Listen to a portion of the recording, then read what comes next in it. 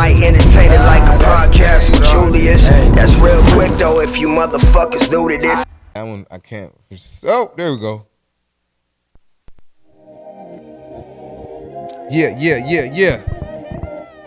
Big dog shit only this episode. Big dog shit. bitch. There's kings in the building. Like actual ones. Like that's the name on the birth certificate. But before I get into all of that, real quick though, man, you know I gotta get my sponsors out the way. I gotta show them they love. Bomb Body Collections, I see you. SCA Cleaning Services, I see you. Wise Men Security and Staffing, I see you. TG Magical Creations, I see you. CTC Radio, I see you. Lord Sanctus, you know you appreciate it. You know what I'm saying? All Things 805, I see you. Hanging with the Carters, I see you. And last but not least, Young Boss Life Clothing, I see you. If you're a boss and you're able to put people in a position to make them some money, then you need to dress like it. You know what I'm saying? Everybody that I mentioned, you can find them on Instagram, TikTok, Etsy, Pinterest, Google, MySpace, all of that. They got something to sell. They got something to promote. They got something for you. In the great words of my dog, Big Mike from Straight Lace No Chase, buy a shirt. And if you ain't selling shirts, then buy some merch. You feel me? Man, my new homeboy that I have in front of me, this motherfucker right here, they don't call him King for no reason. This dude got tracks with Ray J, The Game, Tank. You know what I'm saying? He fucked with TDE, fucked with Strange Music. He's been all over the place. He's been all over the place. Tour buses, tour spots. You know what I'm saying? Yeah. I'm shut the fuck up, man. Ladies and gentlemen, put your hands together for my dog, King motherfucking Harris, What up, man. y'all? Realquicctho Podcast. Thanks for having me.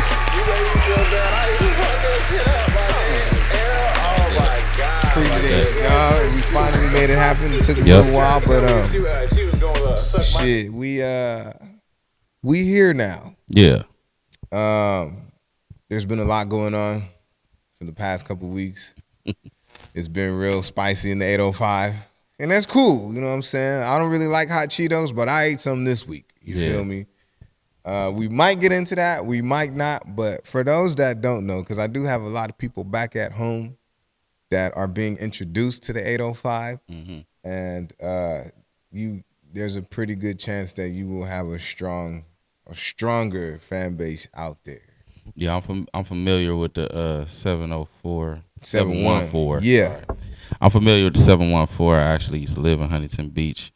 Did the observatory a few times, and I think what was it? What's the place over there by Disneyland? It's in the parking lot. Not Disneyland.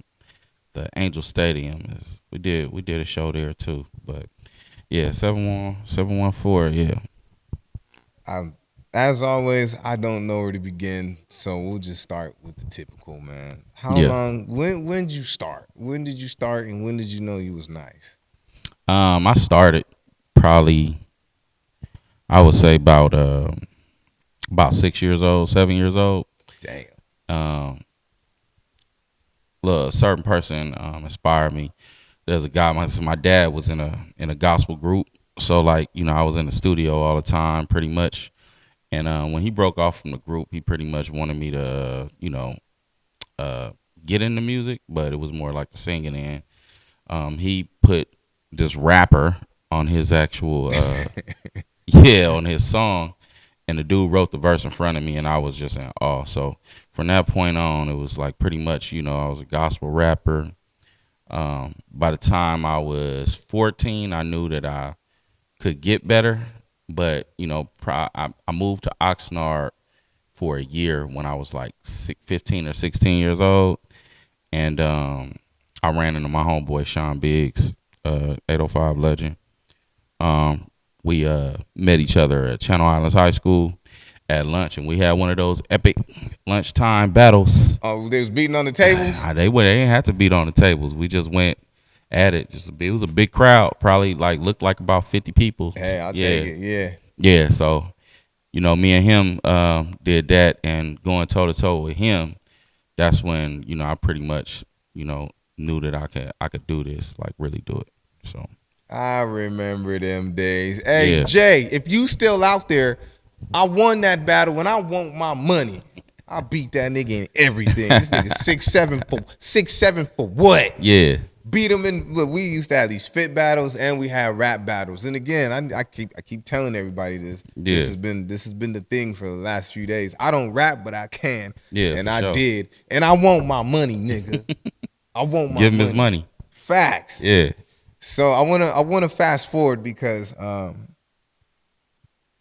when actually no. Let me stop. There was, and we spoke about this a lot off camera, but you know I want people to really get a good idea of my perspective. So this was a while back. I was walking downtown and they had an event at the Six, and I said, you know, I saw Devin. I said what's up to Devin. And then I saw you, but I didn't know who you were. Mm-hmm. But I knew you were somebody because you walked right up to the front with like 7 people, and Devin said, "Oh shit, yeah, come on." Yeah. And I was like, "Who's this nigga with the Laker jersey on? Oh, Like, okay. who is that?" Yeah, that must have been my birthday last year. Matter of fact, Yeah. I think it in was May, like May of last year. because somebody big was there. It was somebody. I think it was 310 Baby, OGZ. Yeah, it was few the people after like that. party. Yeah, it was the after party. Yeah.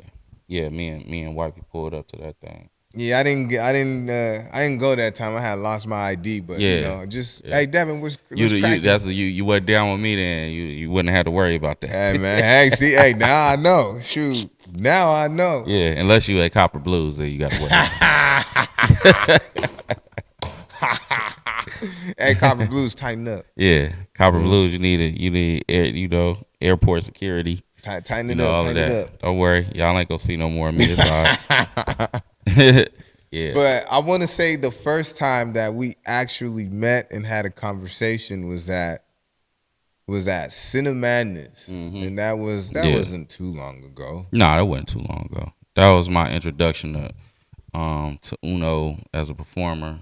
Right. And I had a real good time, and I kind of bonded with dude like that night, pretty much. And yeah, I had met you, but you know we got to chop it up more there. Right. So, Yeah. And it was just like, to me, it was just, that's just how Oxnard works, because it's a small place, but if you're in the right place at the right time, you meet the right people. Yeah, for sure. When did the big names come in for you, like as far as rapping? Because I'm over here, I'm watching, what is it, After Lockup or something like that? Yeah, like Life After the Penitentiary. Life After the. I saw Tech and Chris and was like, nigga, hold on. Yeah. Like that nigga was I was just on the phone with him. Yeah. They the homies. That it didn't start like then. Like okay, so like I brought up Sean Biggs, right? So you know I was, I say about 2001, 2002. He made it seem realistic because at that time, you know, he was doing records with Nocturnal and you know, we was getting production by Eric Sermon and things like that. And, you know, I had already been acquainted with people, you know, like I seen Mambo over here, like, you know, I had already been acquainted with people like Mambo, and DJ Divine was pretty much my mentor, producer, and engineer for about 10 years, you know. So at that point, it was just a thing of, you know, just being around, you know, and anybody will tell you, like, you know, you just go around to whatever parties in LA and this, that, and the third, and somebody and gonna be there. there. You do it. So you link up with folks. So it actually started back then, like rubbing shoulders, but where things really, like, you know, got a little, you know, I was at work and my manager at the time had called me. This dude I used to deal with named 6'8", and he had called me and he told me, what you doing tonight? And I'm like, oh, I ain't doing nothing. He was like, all right, the nigga Suge want to meet you. And I'm like, all right, like, cool. So me and him, you know, I wait up. Me and him drive down to what was it? It was in Santa Monica or Beverly Hills. Four Seasons. It was somewhere rich Seasons. as hell. Yeah, Four Seasons. It had, you know, them $50 hamburgers I had never seen at the time. But But yeah, I went and met up with Suge. Suge asked me to spit for him. I spit for him. He had this little shorty right there. He asked her what you think. And the nigga, you know, he it was real like movie like him having a cigar and all of that. Like he really, you know, was on that. But him and my manager was trying to see what they could do with me. At the time, I was gonna sign with the Row, and Brian McKnight came into the picture and was like, "What's going on? Like, let's work with dude or whatever." Suge wanted to do a deal with Brian McKnight. Brian McKnight called my manager, had him bring me down to the studio, and I jumped on this song. It's on his actual 10 album. The album's called 10. The song is called Can't Leave You Alone. But that was my introduction. I winded up going to prison, actually the county jail. Brian McKnight was looking for me. You know, they was calling the house, all of that. Word to my sister, grandma, all them. But they was calling. Hold on, man, real quick though, yeah, nigga. Yeah. Hold on, nigga. Stop, nigga. Yeah. Who this? This Brian. Brian who? McKnight. Nigga, click. I'm banging on you. What the fuck? I'm not sure exactly how it went, but I called home one day and my sister was like, Brian McKnight and them been calling the house for you. So I'm like, what's going on? And apparently they was going on tour and was looking on me to, you know, pretty much go on the tour. It was a casino tour. So I missed that. But when I got home, Brian McKnight had a nice, crisp Wells Fargo check. That's right. For $5,000. And I went and bought a Cadillac, cracked with it. And, yeah, I just hit the streets, hit the studio real crazy. And, yeah, that's pretty much where it really started. But everything just, you know, started to take place. My cousin, he started blowing up, and, you know, homeboy started blowing up. All of a sudden, you know, Sean Biggs, like I said, he got the record with Akon. It was the Fight Night Round 2 theme, the Never Gonna Get It with Akon. That was tearing up the airwaves, like, you know what I'm saying? So, like, you know, just being around that type of energy and rubbing shoulders is pretty much where all of that stuff started. But Brian McKnight is the one that set it off for me. That shit. Hey, shout out to you, Brian. Come set some shit off again. Yeah. Shit, cause I'm still like, yeah. I still always get fascinated by this shit because I really love this shit. You know what I'm saying? Was there ever a time where you were just like, I don't like using the word starstruck.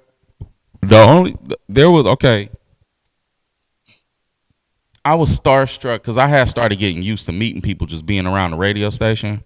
True. But I was starstruck when I was at the what was it? It was the Drew League in Watts. Yeah. Was it the Drew League? So I'm there. If you watch any of the footage, at some point, you'll see Kobe Bryant walk over there and start talking shit to me and the group that I was with. Yeah. But I got a Kobe story. Yeah, we was there. We was there watching the homie Casper Ware. Shout out Casper Ware. And you know, he was guarding Kobe and stuff. But the whole time I'm looking at Kobe. Now this is the only time I've ever seen Kobe play. Never went to see him at Staples Center. Never seen any of the other games. This is the only time, and this is full on Kobe. Just won the championship. Damn. All of that. You know what I'm saying? But him talking shit to us was pretty much like, wow. You know what I'm saying? Like that was. But as far as like rappers, singers, I can't necessarily remember any time I was really starstruck because I started like really. You know who I was starstruck with? Warren G. Okay. Right, rightfully so. Warren G. Yeah, I was 14 when I met Warren G. I met him in front of VIP Records. Shaquille O'Neal had just dropped the straight what is it? The You Can't Stop the Rain album, and Foxy Brown was there. A bunch of people were there. VIP Records. I grew up in Long Beach. VIP Records and shit. But yeah, Warren G caught him in the parking lot, and I was 14, and he was Warren G at that time was bigger than life. You know what I'm saying? He's like my top 5 most inspirational in my life, but. Yeah, Warren G. I was real starstruck. Didn't know how to ask him for an autograph or nothing. Wish I would have got a picture, but you know I didn't have those disposables or whatever back then. But yeah, Warren G. Has anybody ever been starstruck by you? Nah, not starstruck, but it you know I've not that I know of, but there has been you know times where I've you know had niggas fanning out. You know what I'm saying? Like that was just being associated with TDE and like you know, Double XL, shout out Double XL, and you know, a couple of those things you know, you run into people. I ran into a dude in Vegas. That's where it was, and he like kind of fanned out, but you know, that shit is still dope. Cause Yeah. like, so again, I never really realized who I be having these conversations with. I never really realized who people really are until like I'm backwards. I'll meet you first and then do my homework. Yeah. You know, and like, so when we locked it in at Sin Madness, right? That's when I had went and was like, all right, let me see, man. Like, Yeah. I already see him everywhere. You know what I'm saying? Every time I see him, there's a presence around him. What the fuck is up, man? Yeah. Especially after I heard you off on Sin. Yeah. So that's when I really like strapped in. Yeah. That's one of my favorite verses I wrote too. Like I really was going through some stuff. I could hear it. Yeah, literally like probably about 30 minutes before that, like I was low key in tears. So when I seen the record and he wanted me to do it, he shot it to me. I'm sitting at the dinner table, like you know, wifey over there working. I'm sitting at the dinner table. He sent it. I'm really stressed out. And when I heard the beat, I was like, all right, I'm about to cry on this thing real quick. But yeah, that's one of my favorite verses I ever wrote, for real. Shout out to Uno. Shout out to Uno. That nigga got an ear. Yeah. He got an ear. Yeah. But Nightmare on Wolf Street. Nightmare on Wolf Street. Yeah.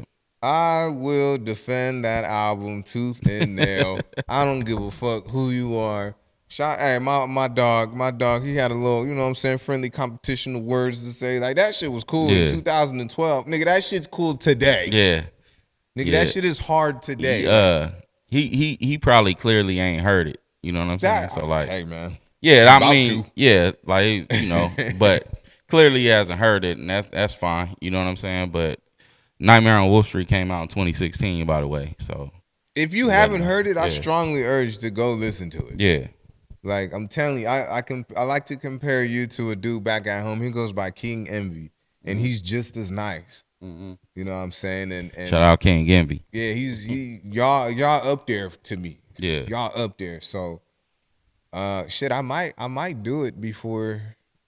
I might do it before this comes out. I don't. We'll see. We'll see. Because that's a whole different conversation. Yeah. But Nightmare on Wolf Street, that was a long process. I had Tell them who you had on there. Well, yeah, so there was a couple things that was supposed to actually go down like with that album. So like upon like finish course, I got a call from Ono the Disrupt. Shout out Ono, another Ox City legend. I got a call from him on New Year's Eve. I believe it was 2015. I got a call from him. He wanted to do an EP. He did, him and Sean Biggs, all of them, they called me Homicide Mag. Like, you know, my nickname back in my moniker was Mag. That's me and God. And they you know, he had called me, he had hit me. I was at the studio when he hit me. He was like, man, let's do an EP, Homicide and King. And I'm like, all right, let's do it, you know. But that EP just turned into a long process. I winded up getting some money in the building, and you know, it transpired into the work, so I didn't have to settle for like certain beats and different things like that. Yeah, because I know that shit can be annoying. Yeah, but I originally went at Jadakiss to get on Right Back to the Money, the one with Game, and it's like an easier because my home was shout out OG Muggs from you know, I met him with Strange Music, Tech 9 and E40's Bodyguard. But like he linked me up with Whack 100, and I sent the record to Whack 100, and Whack 100 sent me the record back in like probably 2 or 3 days or whatever. Game sent it back, and from that point I was just like, all right, like what do I want now? The dude that did security for me used to do security for Ray J, and you know, he was with Ray J one day, and they was bumping you know, the record that I got Ray J on. They was bumping it. It was me at first. It was me on that record. So like singing the hook and everything. Yeah. They was bumping it with Ray J. Ray J got on the phone and we chopped it up for him, and he was like, what you doing tonight? I'm like, I'm wherever you at. So he like, yeah. He's like, let's go. Let's do it at the Paramount Studios. So that's where we went and linked up. That's actually where we mixed some of the album too. But we went and linked up, Paramount Studios, and you know, he came up in there. We pretty much chilled the whole time. He brought Safari with him. Safari. It's funny because we were sitting up there. I was trying to convince my homegirl to let me write raps for her, cause she a little pretty, you know, female or whatever. She'll sell the record. She was pretty, and she had delivery, but she, you know, the bars wasn't there. And I'm like, man, let me help you write. Of course. And she like, we sitting up there going back and forth about it, and then Safari walk in the studio, and she's like, right as he's walking in, she's like, who lets anybody write their rhymes, like, you know? And then I was we look up Safari right there, you know. I do. You got the thing. No, but the thing at that time, he had just broke up with Nicki, and it broke that he was giving Nicki bars. Oh, right. So, you know, we all started laughing, and, you know, I brought him in on the joke, and you know, all of that was cool. But yeah, all of that. Stevie Stone, that's my bro. Stevie Stone, yeah. What the fuck? That's another Stevie name. Stone. Yeah. Stevie Stone, my bro. He a call away. He just, you know, I just sent him a record and he gonna do it. But it was a lot of missed out. J-Rock, of course, was supposed to be on that album, but he was hella busy at the time. All his touring and of course, all of that stuff. Stratosphere. Yeah. It was hard to get with them. I actually put a budget together to try to get Kendrick on the album, and I couldn't get a response back. But Chris Brown was supposed to be on I Like It. I could hear the fuck out of that. I could hear the fuck out of that. Yeah, and but that album, like, all of that came together, all of that production. Shout out to everybody that produced it. Ono was pretty much the back and the bone for that project, actually. Ono. Shout out Ono. And him and DJ Rome's too. Shout out to y'all, man. Like, I can't stress enough, because, like, I mean, it's one thing for, like, your homeboy to do an album, and you know what I'm saying? And it could be a quality album. It could definitely be a quality album. Yeah. But for your homeboy to do a quality album and be cool as fuck about it, and still be nice, be one of the nicest niggas out here. Yeah. And have fucking rate what the fuck? Yeah, it was dope. It was a dope experience. Yeah, it was a dope experience. That Right Back to the Money remix coming too. I did it before I got indicted years ago, and you know, Corrupt, Ill Camille, and you know, Ono, 1100 G-Way, my nephew, all in day on that. Hey, what's up, G-Way? Hey, man, look. You go be out. Much love to the little homie. I see what you're doing. I appreciate what you're doing. You rock with one of mine.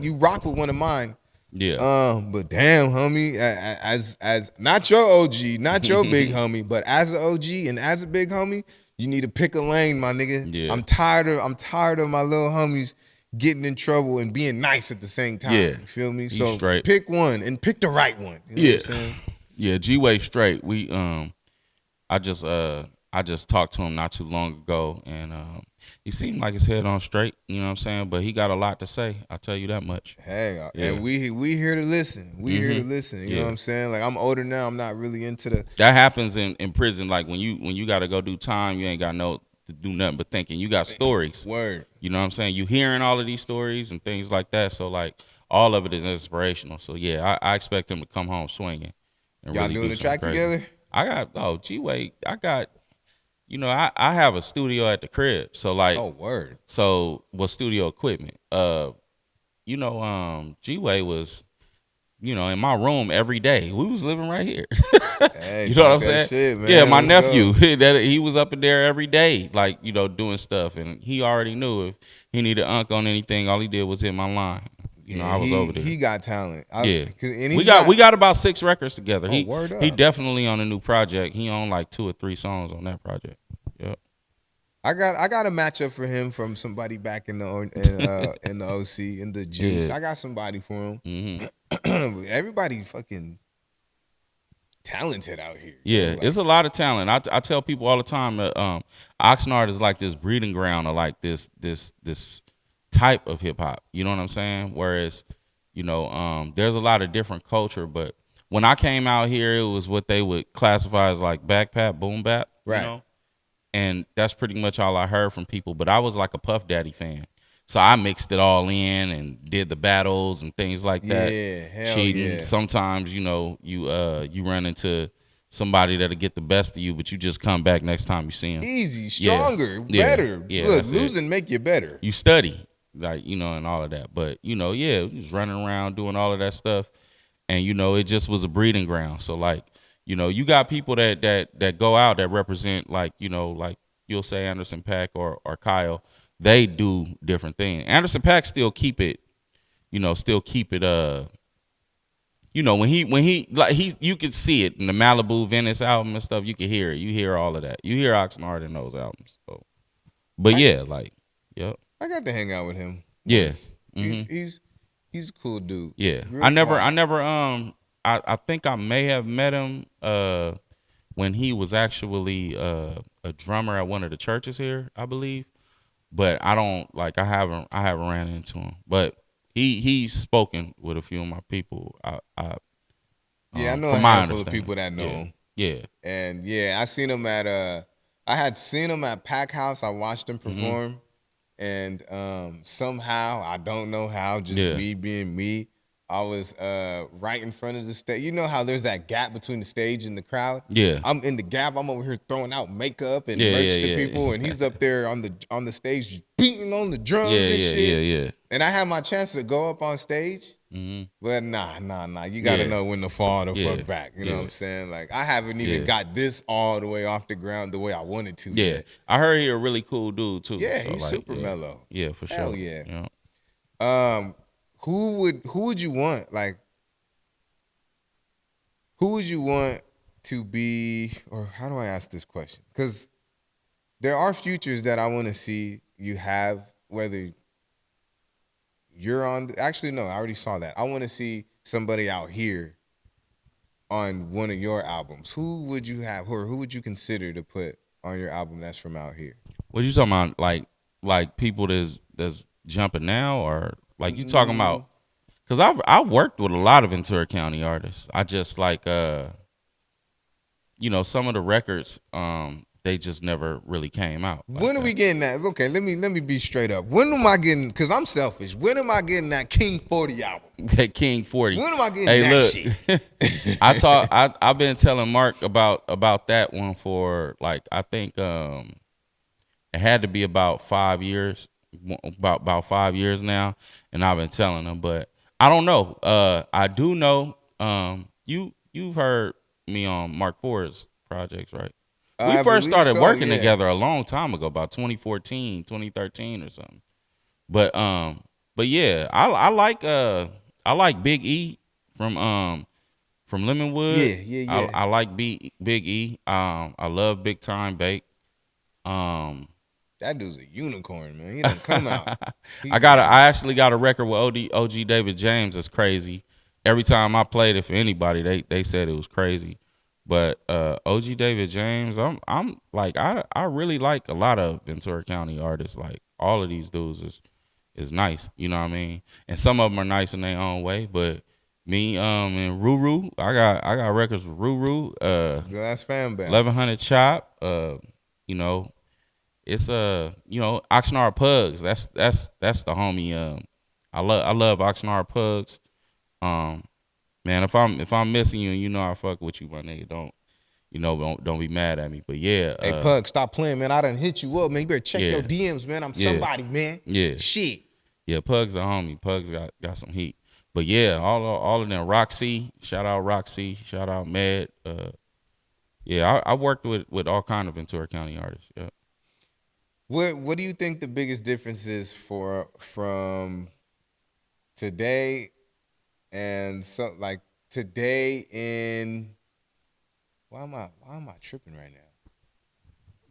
So the way things are done today, what's the biggest difference? How it was done back when you were coming up? Our platform was different. So this is actually a good setup, like platform, with all the podcasts I've noticed since the Copper Blues incident. It's been a lot of buzz, and it's like I literally was contemplating on the phone earlier, like, dang, do I drop something right this second? Because it's, you know, you forced to. So they got this platform, but I feel like it was so different because it wasn't.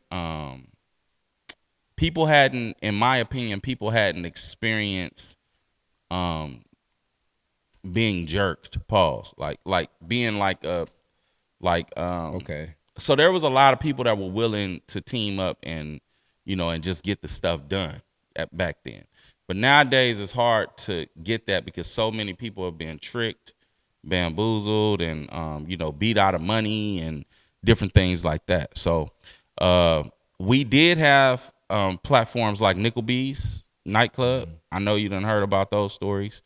That was a platform, Oxnard Performing Arts Center. Q1047, not Q95.9, but Q1047. They was swapped. Those stations were swapped. Right. So Q1047 actually had a show, and this is back then when the internet wasn't popping. So people listened to radio back then, but they had a show called 9 to 11 Hip Hop Heaven, and it was every night. It was hosted by the dude, I think his name was Danny G. And from 9 p.m. to 11 p.m., they played all the hardcore hip hop, which included a ton, and I mean a ton, of Ventura County artists. So a lot of people were getting known based off of going on that show or their songs being played on that show. So you just turn on the radio and you hear, whatever's going on in Oxnard. So, but yeah, we had those type of platforms. Like nowadays, it's just hard to get it going because it's everybody's looking for money. You know what I'm saying? So it's very difficult to get it going. Now, a lot of people, what they like to do with the shows, we used to open up. They call us to open up for whoever. You know what I mean? But nowadays, you got to pay $500 to open up. You got you know what I'm saying? So you got to take money out your pocket to actually do these things. The ticket sales is different. But there are things like that are better now. Like, people say you can put the music out whenever you want. True. But yeah, that I pretty much think that the platforms are different. You know what I'm saying? That's pretty much it. There's definitely a lot more of them. Yeah. There's a lot more of them. And I'm one of them. Yeah. But I will say this. Some of y'all don't need one. Nah. Nah, man. Some of y'all don't need one. Yeah, take your babies, get some shoes or something, man. Yeah, facts. Yeah. Some of y'all need to find something else to do. Yeah. Because either you're not good at it or people just don't. I started to feel like there were people in the way at a point, but what I started to realize is like you look at the actual industry, the music industry, and you see some of the people like that, are getting those chances. You find a way to appreciate them. You know what I'm saying? So like, I give everybody a chance. I'm gonna listen to it. Like, am I gonna repeatedly keep playing it? I might not, but everybody gonna get a shot. And I pretty much think all of these guys are out here talented. You know what I mean? Yeah. All of them are. So like, yeah, man, that's pretty much how I feel about that. And that's kind of what I go off of. Like, everybody gets a shot, whether you're good or not. Yeah. As long as the respect is there, you can be on the other end of this chair. It's easy. Yeah. Everybody, I really stick to everybody wants to be seen, everybody wants to be heard, and everybody, why not? If I can give you that chance, I'm gonna give you that chance. Yeah, straight up. But it is a whole lot better when you have a nigga that's nice and you literally play his music in the car. I'm talking about on the way to work. Yeah. You know what I'm saying? I had Mambo on not too long ago. We turned the cameras off. He said, I got the album right here. I'm about to listen to it on the way home. I forgot how dope this motherfucker was. Yeah, Mambo actually helped me drop the album. I went to the morning show the day that the album actually was dropping or whatever. And it was flooded. I had never seen back then, Facebook was pretty much the thing, but I had never seen that much activity on any projects pretty much that I had. Like, it was just crazy. It was another level. But Mambo and all of them were a big part of that. And, I thank him for it. So shout out Mambo. Mambo. Shoot. Yeah. So with nowadays, a lot of the older rappers, a lot of the established rappers, they have their own podcast too, and they have something to say. Yeah. Have you ever thought about it? Yeah. I was talking to my man Matt, shout Matt Lee. That's my family. I was talking to him the other day, and I was saying that it would be dope. My sister, she's, it's just different, different ways you can go about it. Yeah. the thing is I would like to find my lane if I'm gonna do it. But I think it's dope because I like, I'm humorous. You know what I'm saying? I got stand up, baby. I got opinions too. You know what I'm saying? So like, it'll be something dope to actually get into, and So with that question being asked, and I like asking this question because sometimes you can get different answers. Rap can open a lot of doors, whether it's clothes, food, alcohol, weed, whatever. Besides those, what door would you like music to open up for you? I think that I'm not necessarily I'm thinking like just financially, like pretty much that's so I can pretty much do whatever it is. Like there's all kind of ways because I'm a thinker, so like I'm always thinking of ways to come up. So influence wise though, clothing lines and all of that stuff, cool. But me and one of my bros, I'm not gonna say which one he is because I don't want to put it out there like that. But we've always thought about putting our heads together on some cooking and stuff like that. All right. So I like to cook. You know what I'm saying? Hey, I mean shit. Yeah. Fucking who was it? Bun B? Yeah. Yeah, Bun B got Trill Burger. Trill Burger. Shout out Trill Burger.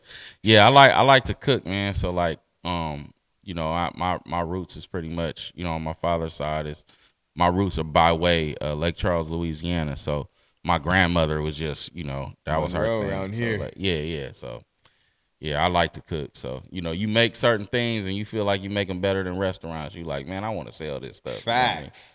But I be thinking all the way outside the box. My crazy ass, like just looking at shit. I'm trying to put my Realquicctho carpet. Yeah. I'm about to have my own elevator line or some shit. Nigga, I'm about to start making my own glass. Yeah. I'm about to make light bulbs. Fuck it. Yeah. I just be looking at shit because it's like the smallest things that we just look over is what makes millionaires. Yeah. Like the King Harris doorknob. Like what yeah, the and fuck? it's like yeah, and it's like the way they do it now. It's kind of like the stability thing is more what the stability doing what you love to do. I guess is more so. But yeah, I think the cooking stuff is probably something that I would probably dive into. Hey, well, shit, I like to eat. Yeah. So being a performer, being an artist, being in front of a lot of cameras, you get to see yourself a lot. You get to watch yourself a lot. You get to hear yourself a lot. So first question based off of those things is, when did you get used to your own voice? My dad threw me in front of 1,500 people when I was 9 years old to rap a song that was on his record. And I'm literally like, the curtains open.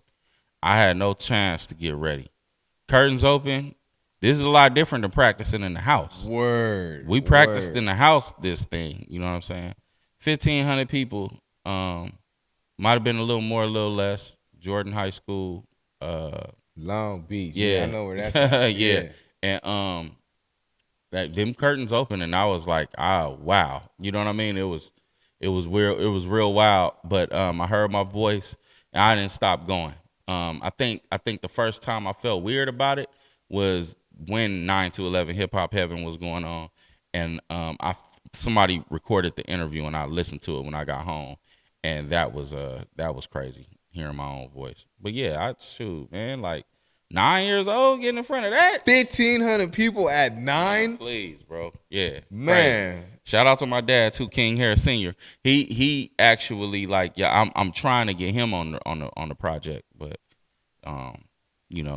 he live in Vegas, so like it's different. You know what I'm saying? So this might sound hard to believe, but at 9 years old, I didn't want shit to do with nobody. Yeah. I didn't want to stand in front of 10 people. Yeah, like that was the dream. No, I wanted to be a star. I took raps from other people when I was younger, and I moved around a lot. So a rap might be dope in St. Louis that ain't nobody heard in L.A. or Long Beach. I'd take that rap and make it my own and move around from school to school, battling people with other people raps. Word up. Word at up. 9 and 10. Yeah, but it gets addictive. When you 9 and 10 years old and King, you know how to rap. Yeah. It get addictive. So like, it was I ain't gonna lie, I might have blasted a couple people in middle school and high school. Like, nigga, you ain't like that. Yeah. Nigga, that ain't you. Yeah. You ain't the only one that knows Insane Clown Posse. Yeah, I know them. I yeah. listen to white boys too, man. Stop this shit, Jared. Yeah. I remember it was a song MC Breed and Tupac did called I Gotta Get Mine. And when I came back, I moved to St. Louis and that song was big in St. Louis. When I came back, that song wasn't big at all. Nobody had heard it. I'm rapping it to people and I'm like, you don't know that song? They're like, nah. They're like, so. That's dope. Hey, Yeah. Fuck it. I spit a Tupac verse for about a year. The same verse. Yeah. Hey, thanks, Pac. Even hey. ODB too. ODB. I jacked a verse from ODB and did it at the talent show. Hey, what if the roles were reversed and somebody took one of your verses? I've had that situation before. Situation. Shit. Yeah, it was actually in Victorville, and like there's a community of people that follow me out there too. I went to school out there, but it was a guy. Yeah, he was running around here like battling people with my verse. Yeah.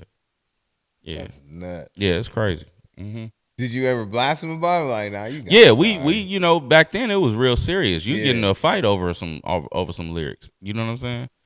So, yo, why do I have that shit from you guys, sir? Man, y'all cheated. Y'all stole our moves. Exactly. Yeah, exactly. It was like that, man.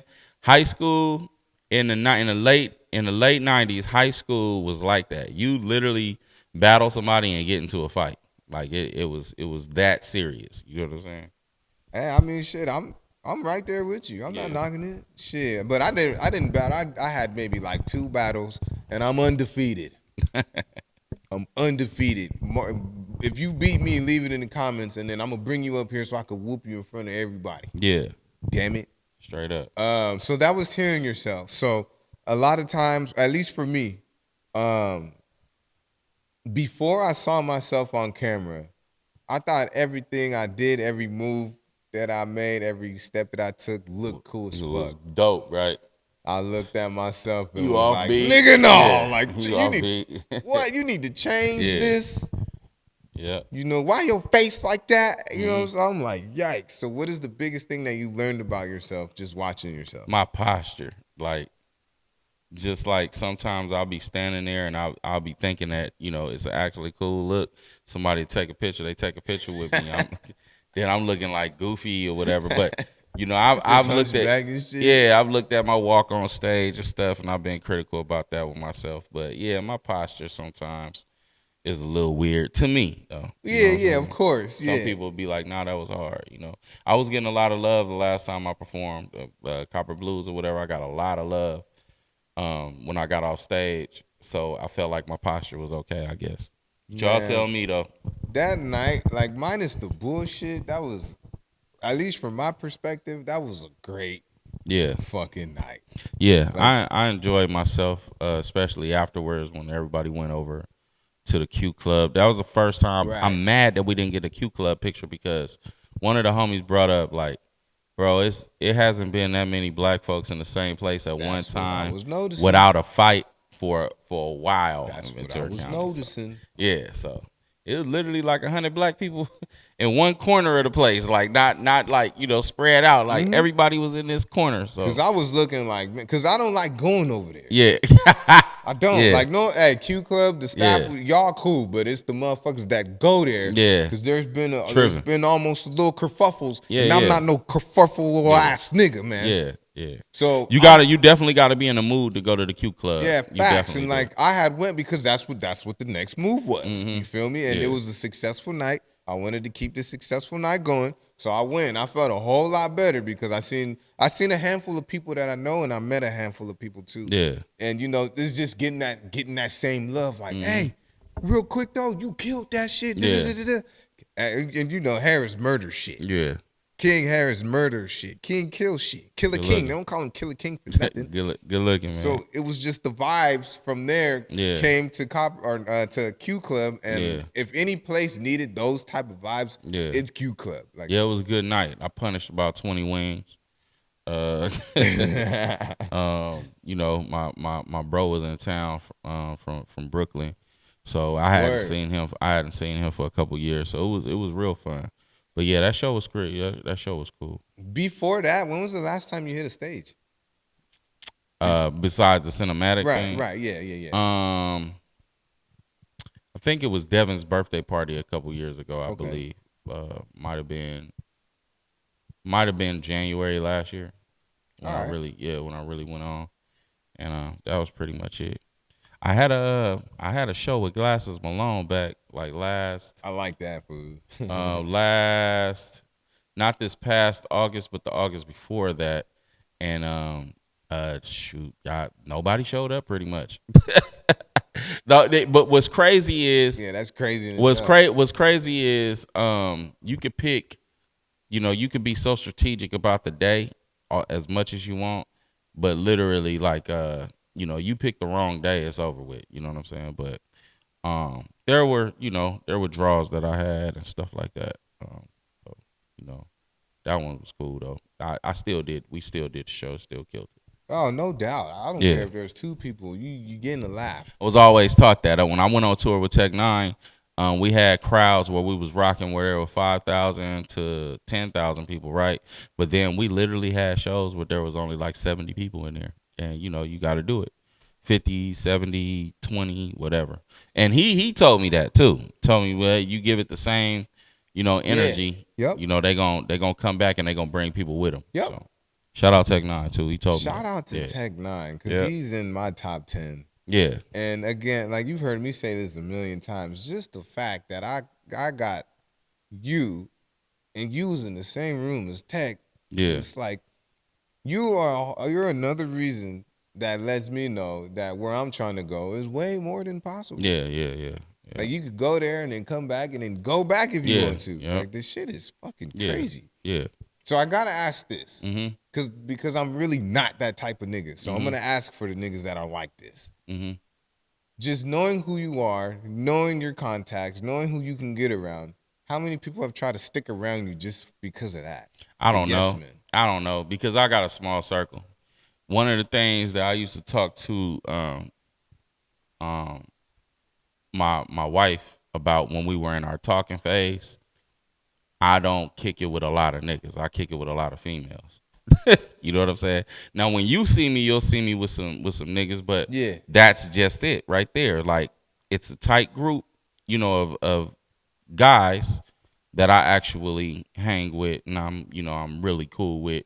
We more like family and not friends. You know what I'm saying? Word. But I noticed around the time that the record with E40 came out, I noticed things got a little weird, but I couldn't tell because I don't be keeping certain people around me anyway, so it don't even cross my mind that people are actually around for whatever. Of course, everybody, if you got a situation and they hear you going to Kendrick's Grammy Award party or something like that, if they hear that, of course they're gonna try to roll with you or stick around. But nah, I ain't, all the people that come around me or go with me to any of those events or anything like that, they real I'm real tight with them. You know what I'm saying? That's what's up. Even so, when I have seen you with one or two people, that was when you was with Uno. Mm-hmm. And Uno, that's my dog. Yeah. So that just confirmed it even more. This nigga real one like that. Yeah. Now I'm, you pop out however way it is, you know what I'm saying. But like I said, it's a short list, folks, that I really mess with like that. So I don't know. And don't be hitting me up. King Harry. Yeah. But for you, no. Yeah. Leave me alone, motherfuckers. And girls get you in places for free. Yeah. You got 3 girls with you. You ain't. The thing with the women hanging out with them is you don't got to worry about the stuff you talking about. People being around just for things. The women that hang around me, they'll tell you there's a benefit for them being around. There's somebody, to me. So like, yeah, man, like, it's just a headache dealing with a bunch of guy friends, like, super headache. So because then they start hating. And yeah, like, man, you go through that kind of stuff, bro. You go through it, and then like, yeah, like you said, like, the hating and all that stuff. So I learned my lesson eventually, Yeah, Yeah, it take time, but the time get took. Yeah. What is your favorite song of your own? Collection Plays. Now, Collection Plays a favorite song. My favorite song I ever wrote, because it was like, I literally heard like a minister when I was getting prayed for ask if I smelled like weed or whatever. So that was a real thing. And for those that really know me, they know I was in the streets. That's pretty much was my bread and butter, is like, illegal money.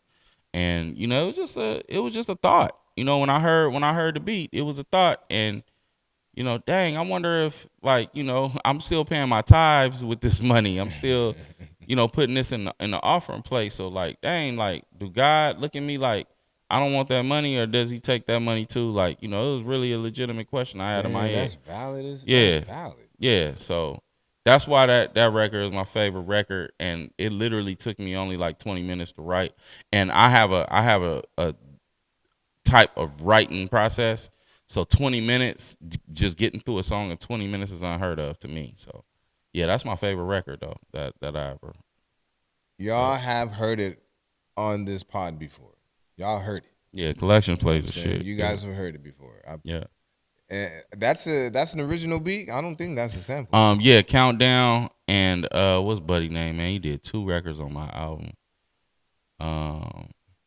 I forget dude's name, man, but I'll bring it up. But Countdown, one of the producers that did that one. And I actually, what's funny is I seen the record on one of them beat sites back in the day, and I actually recorded Collection Plate, put it out on SoundCloud, and then when we came to the album, we wanted to remix it and put the homegirl at the end of it, Tiffany Bradley, on there. Shout out Tiffany Bradley. We put her on it, and that was the album version for her to get on it. And we had to get the beat cleared, and that's when I got it from the other producer. And I'm like, wait a minute, this is I already got it. He's like, oh yeah, me and dude did that beat. So like, yeah, it turned out pretty good.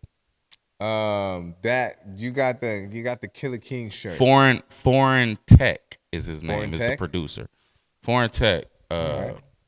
Go look him up. Check him out. Look up Foreign Tech. Foreign Tech. He, Drake, Rick Ross, Meek Mill, you name it. Foreign Tech. Yeah. That shirt that I see you wear, the Killer King shirt, is that merch or is that one of one? It's one of one because my brother had passed away, so I wanted to pay homage to him. We burying him tomorrow actually, but this is recent? Yeah. Oh, My bro Malchiah, shout out Malchiah, man. But we I try to find a way to pay homage to people and stuff like that. So I wanted to pay homage to him, but I still wanted to market my Killer King logo. So, that's why I put together. Whenever I'm I want something like that, I holler at Devin. Y'all holler at Devin, Positive Vibes Clothing. He actually did that for me. I bought the shirt and took it to him, and he blessed me with it. So shout out to Devin. Shout out Positive to Devin, Vibes. Man. Yeah, y'all ever want to get anything done, man? I'm telling you, go to Positive Vibes. Devin will hook you up. He real good with it too. But yeah. There will be Killer King merch. The hats. Yeah, there it is. Yeah. There will be the hats and the jerseys, the hoodies and things like that. I haven't dropped any merch because it just seems like everybody be on the same stuff, and I'm more so about fashion, not necessarily branding. You know what I'm saying? Okay. So like, I want it to look a certain way. You know what I'm saying? So yeah, I don't blame you. Like I didn't. Well, yeah, I kind of fell back from my Young Boss Like clothing acquisition over here. Yeah. Cause like that shit for me, it's a lot of work. It's a ton of fucking Your t-shirt's gotta fit a certain way. Your hoodie gotta fit a certain way. Your hat gotta gotta reach a certain level here. You know what I mean? So that's what I'll be saying when I'm talking about like fashion. Like, you know, it gotta look a certain way. No matter what logo you put on there, you know what I'm saying? Like, but it still gotta look a certain way. So some of this shit is tailored, y'all. Yeah. And if you don't know what tailored means, you just not in that fashion life like you think you are. Yeah, pretty. You know what I'm saying? I'm the first nigga to put a logo on a pro club. All right, no shame in my game. I'll do it. But if you want some shit like this, like some actively black, then you're gonna have to do your homework. Yeah, you know what I'm saying? There's certain materials that'll hold the smell, and there's more expensive materials that won't. Yeah. There's certain materials that'll fade quicker than others, and there's material that won't. So you got to look into all of that and flexibility and yeah. Shout out to Actively Black. Please sponsor me. I need some more shit. I got a bunch of shit from them. They my favorite brand right now. I definitely hook you over the box when I get another run. When I do another run. Oh, it'll be right. Y'all see. Yeah. For sure. Come on, man. Y'all heard. Shout out to all my people. They be selling merch and shit, Connected Coast, TG Magic, all that shit. All that shit. Certified bag chasers, all that shit. I like the CTC. I like the CTC merch too. Like one of those hoodies I was supposed to wear at the cinematic, but he couldn't get it down to him quick enough. Hey, man, you know, he working. I got mine. Yeah, straight up. Yeah. I've been seeing you tapping in too. I've been seeing you tapping in. I like what he got going on. Yeah. Yeah, shout out to Lord Sanctus, CTC Radio, and all of that.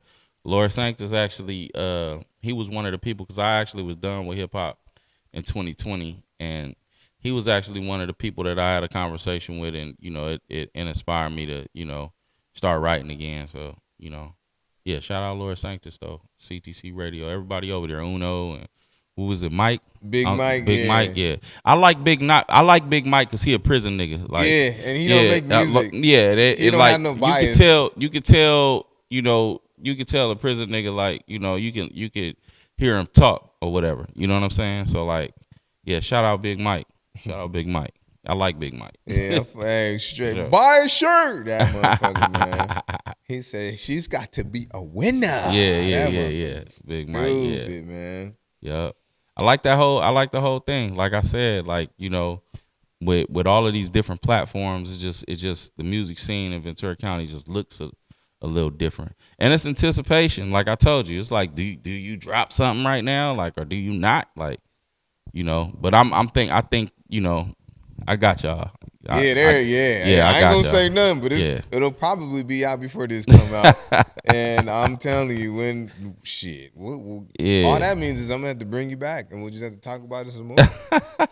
Shit, King is on a rampage right now. Yeah. He's been the hottest topic for the last 2 weeks now. Yeah, man. Ain't that funny though? It's like you could pick it. I think it's typical Ventura County to take something that small though and do it, but the fact that, you know, we're getting all of these different stories and perspectives and things like that, that's the key.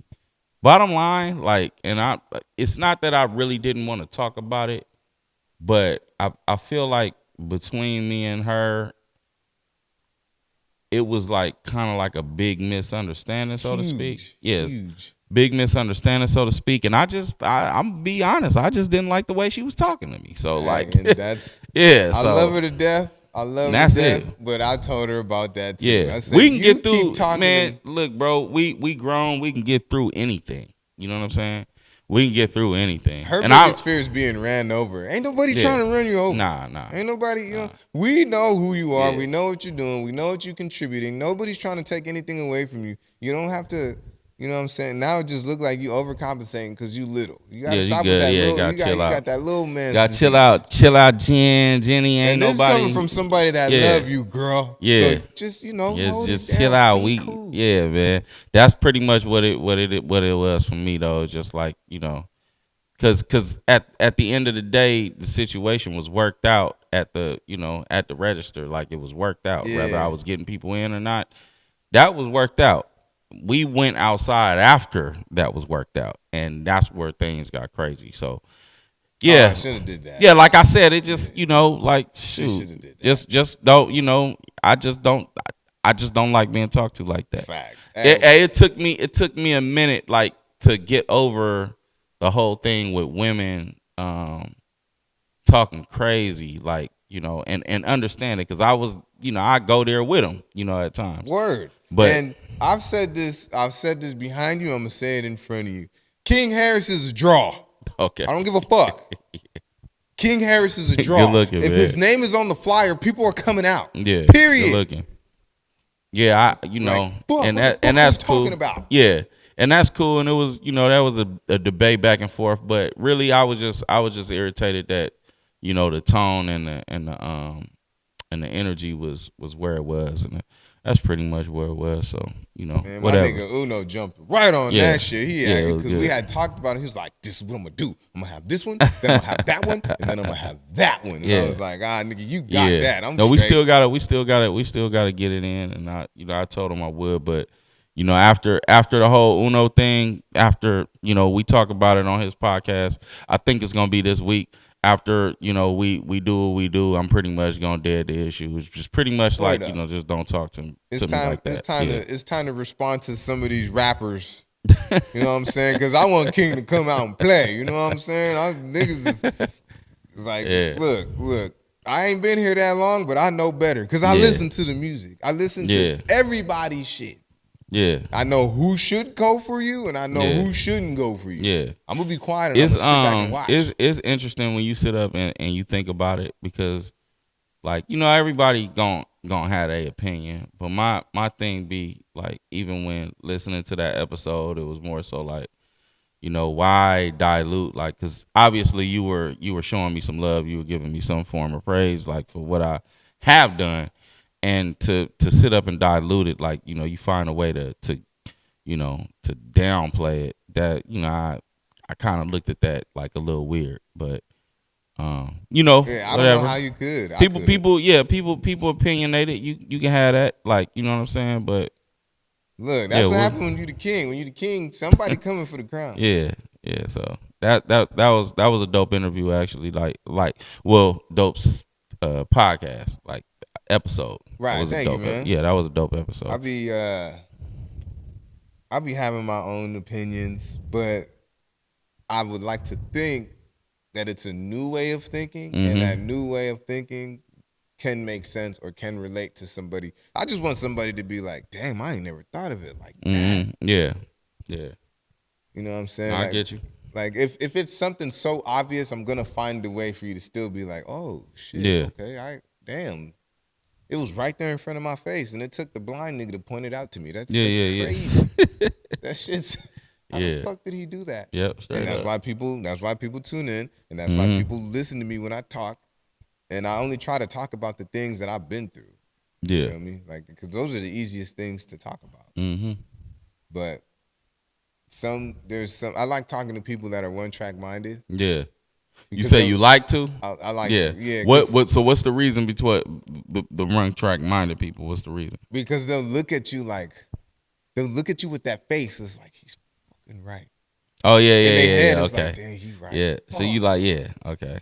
So you like being, nigga, that's not even what I was saying though. You like being open-minded, talking to simple-minded, like, one-track minded people. Yeah, and I like being taught also. Yeah.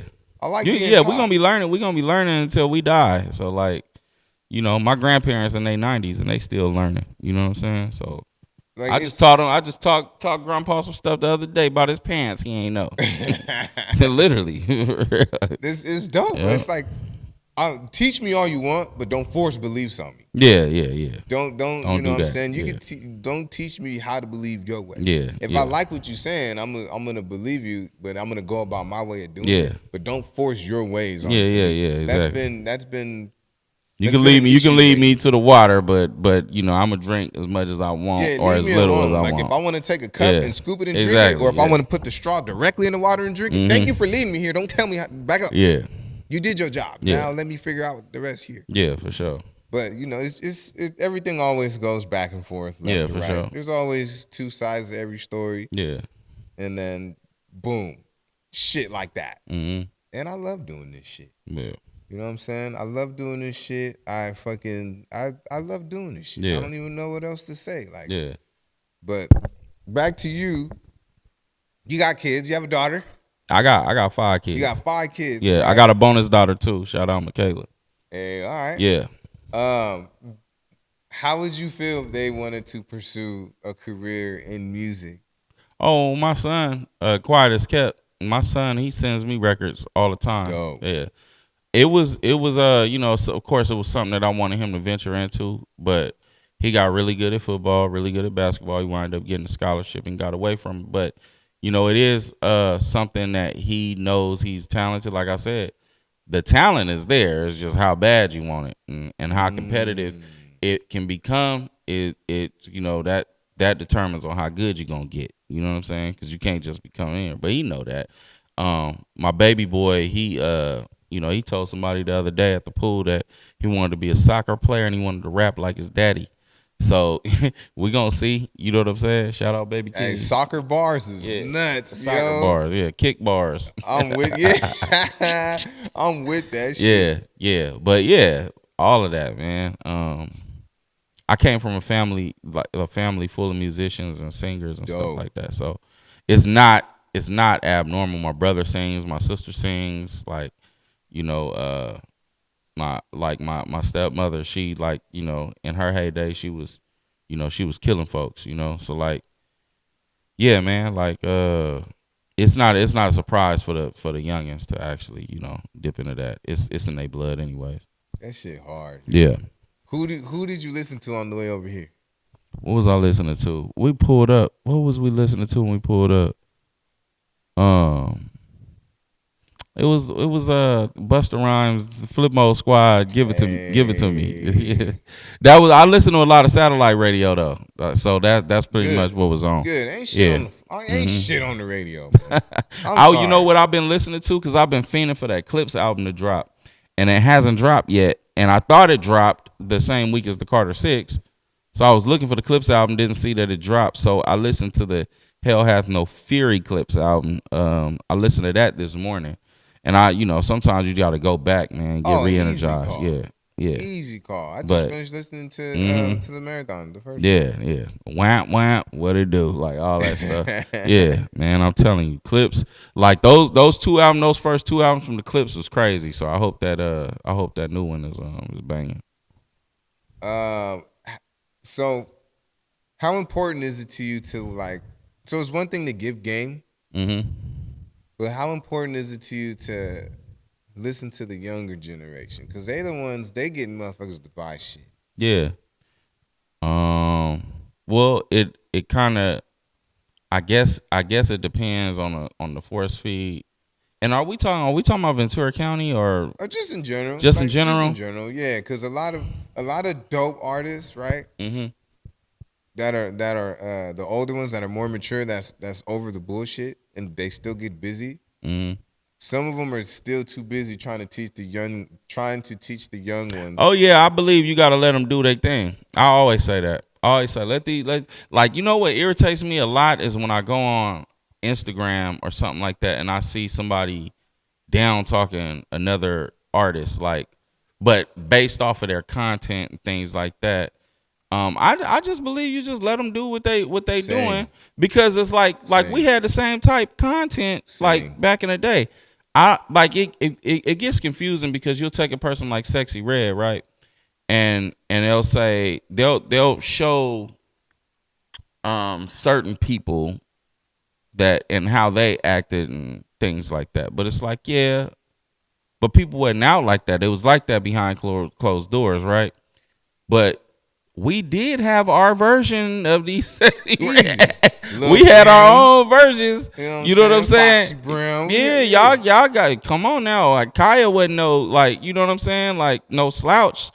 So like I look at that and I think that a lot of times people get hypocritical, especially when you got people like Griselda talking about selling dope, and then you know, because it is a fentanyl craze that is killing all communities, like in the numbers, like crazy numbers. You know what I'm saying? We got to get a hold of this this whole little issue with that. I just lost a cousin. Yeah. So, man, numerous family members and close friends like since that. But yeah, so they was talking about crack and selling crack in the 80s and in the 90s and stuff like that. So like, man, let these people rock. Let them do their thing. You know what I'm saying? We, the consumer, we have the opportunities to do what we feel like doing. So the influence stuff, I think that gets overplayed sometimes. But like I said, you just gotta let these kids rock. Their content gonna change because they fans gonna grow up. Exactly. They fans gonna grow up. Some of them either gonna go to therapy or something, rehab, go to church, and it's gonna be a different form of content. You know what I'm saying, that they putting out. You look at Bow Wow, he ain't talking about the same stuff. Y'all tripping. You heard that new Will Smith album? No, I didn't get a chance to. Hey, what's funny is Will Smith was spitting on that album. See, I heard maybe like 2 songs, and yeah, he was getting it in. Yeah, he was kind of gassing, man. He was getting it like, in. You ain't heard that Will Smith record. Yeah, he was gassing. It's just hard to look at him rapping, bro. Like, because it kind of low key made me forget about the slap. Yeah, a little bit. Yeah, you know what I'm saying? But I think I really do believe in you gotta let little buddy get fucked up once or twice. Yeah, that's you know what I'm saying. We keep telling him to stop. He ain't gonna listen. So let them do their thing. No, figure out. I want you to be like me. Yeah, but I want you to learn like me too. Mm-hmm. You know what I'm saying? It's okay to fuck up just as long as you learn from it. Yeah. And if you shit, nigga. Well, we just so now we talking. Are we talking about off the record? Like, as far as like, this is non-music. These is dudes that's in the streets. Now it just transformed. They put it. It's like a gang. It's like a big old gang module. Like nowadays, like hip hop is like. Yeah, they questioning everybody about everything, and bringing up all their old history and stuff like that. And they keeping people out that should be in, and bringing people in that should stay out. Facts. But yeah, like, and let these dudes learn their lesson the way you did it. But we can't change the inevitable. We just got to go through it, and a lot of the time that builds resiliency. You know what I mean? And I talk to my son about it because he kind of on some stuff where, he would want to stay away based on what he may or may not have to deal with coming home. And it's like, yeah, bro, but we take away your choices as a man, and what do you have? What kind of growth are we looking forward to if you just gonna sit up there and do what your parents is telling you to do all the time? You gotta learn it, the way you learn it, and that's pretty much. How I feel. But I tell all my younger ones that want to do something with themselves, but they just want to be outside. Say, look, it's just like when you play Grand Theft Auto. What you gonna do? You gonna pick up that book and pick up and look up the cheat codes. Yeah, straight up. You don't have to look up the cheat codes. I'm gonna give them to you. Yeah. It's just whether you want to put that code in it. Yeah, whether you want to put the code in. If you don't, hey, go for it. Yep. If you do, you win. Yeah. You want to win now or you want to win later? Yeah. It's your choice. Yeah. Don't hit me up when your ass is losing. Yeah. I already, leave me, So who was your influences as far as because you pretty much have a hip hop sounded mindset. So who like as far as the hip hop community influenced you? My biggest influence is Nip. But before Nip, Jeezy, Snoop, you know what I'm saying? Tech, the big one. Mm-hmm. DMX, that was a big one. Yeah. Jadakiss was a big one. Yeah. Fucking Dub C. And this is like high school and stuff like that. Yeah. You know what I'm saying? I had my Chingy wave. Mm-hmm. I had my Wiz Khalifa wave. Yeah. You know what I'm saying? I think I might have been the biggest Bad Boy fan of all time. No Diddy. But like Shine was hard, nigga. When that shit came out, I was like, yo. Shine came up to Q1047 in 2000, I believe, and I went over because I was a Bad Boy fan. They knew I was, and DJ Divine made sure I got up there, and I got to kick it with Shine for about 3 hours up there. He was at the studio, and we went to the station and all of that stuff. But yeah, Bad Boy was like the pinnacle for me. It was Mace. I thought I was Mace, boy. Like I wear my hat like him and everything. But yeah, Mace and Puff Daddy and the Locks, and Biggie was my favorite rapper. The Locks for so long. Different, yo. Yeah. The Locks, the Locks was scary. Yeah. Like, I fucked with Dipset. I fucked with Dipset tough because they was the swag rappers. My hitty bitty, my pretty kitty, my litty bitty. You know what I'm saying? Like, it was cool. My thing about the Locks, I think Jadakiss made his setups when he's setting up this compound bar, or he's setting up whatever entendre or whatever, it's effortless to him. That's why when they did the Freddie and Jason album, him and Fabulous, I was tripping off of that because they both have the same type setups. I throw Lloyd Banks into that too. They have the same type setups where you don't know what's coming, but when they hit you with that bar, you kind of like, dang, I can't believe I didn't know where he was going with that. Yeah, it's like comedy. Yeah, saying something, but they be walking them beats down, man. Lloyd Banks was one of them too. He walked that beat down. He slept on over here, but overseas, man, they love Lloyd. Well, Banks. I fuck with Lloyd Banks, like all of that. But them setups. You know who else got crazy setup like that? Was Buddy name from Making a Band? Not for Dylan. Philly dude. Philly, not Dylan. Buddy from Philly. I remember that first album too. That man, crazy. What was dude's name, man? Man, bro. Loch Ness, Ness, E-Ness. Yeah. E-Ness, what? Yeah. Don't get me started. His setups is like that too. I put him in that category with them as far as the bars, and that's this battle. Yeah. That's battle rap shit. Yeah. You know Ness, I mean? Man, that dude crazy. Shout out Ness. Hey, these new age battle rap ones, man. Yeah, cold as hell. They find different ways. They lift in different weights nowadays. Like they are cold. Yeah. Bro. I know a lot of people from shit. I just found out a lot of people don't really rock with Daylight. Yeah. Daylight one of them ones that you really don't want to play with Daylight. For those that think Daylight is sweet, I'm sorry, but y'all need to knock it the fuck off. Yeah, Daylight trip. Daylight is a monster. Mm-hmm. Fuck the antics, fuck the gimmicks, fuck the shitting on stage, and fuck all that. All right. So he really took a shit on stage or tried to. Didn't they like smack him or somebody? I mean, he should got his ass smacked doing that shit. Come shit on my stage. Actually, don't do that because he might come and do it. Nah. Daylight, like I never met him before, but he's tied in with TDE like through the homie Punch. Shout out Punch. And so I naturally fuck with Daylight, but and he's banging. He's great.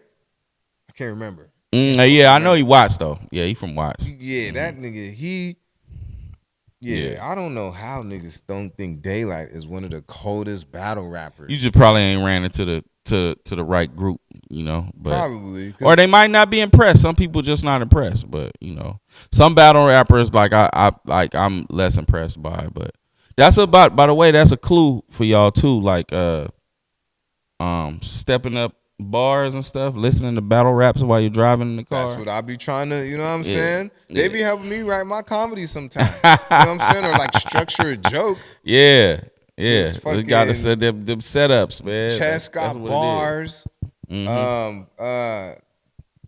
Murder Mook is still a monster. All of you know what I'm saying? A-Ward is cool. Like these motherfuckers is cool. Charlie Clips, he's Charlie a freestyle Clips, monster. he dope. Charlie Conceited Clips is a freestyle Hey, monster.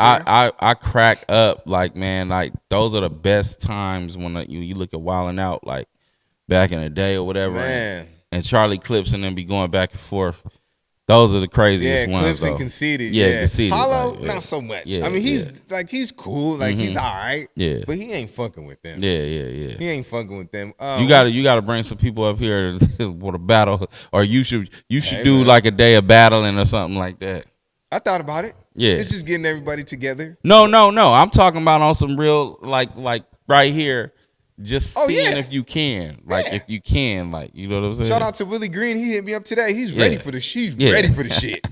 He's ready for the shit. And that dude right there. Hey, Willie Green, just write something, my boy. Just write something, because he's a straight from the hip shooter. Yeah. He's just and I have to take a step back to come back in. Like, oh, okay, Willie, I'm with you. I got you. I got you. Yeah. If you let him, he won't stop rapping. Yeah. He just won't. Mm-hmm. Shout out to Willie Green, man. Shout out Willie Green. I'm trying to think of somebody because he had saw my post about 805 and the 714. He already wants in. I just need to find somebody that that's in his weight class. Yeah. It's in his weight class. That's gonna shoot it some. Yeah, you gotta holler at what my boys J Pro Epsilon Project. You gotta get them dudes up here. You talk about the battle rap community. Those are the dudes that I will put up against anybody. That's Ventura County. There is a nigga in Apple Valley, Victorville area, and his name is Lex Icon. Anybody in the high desert, y'all already know who I'm talking about.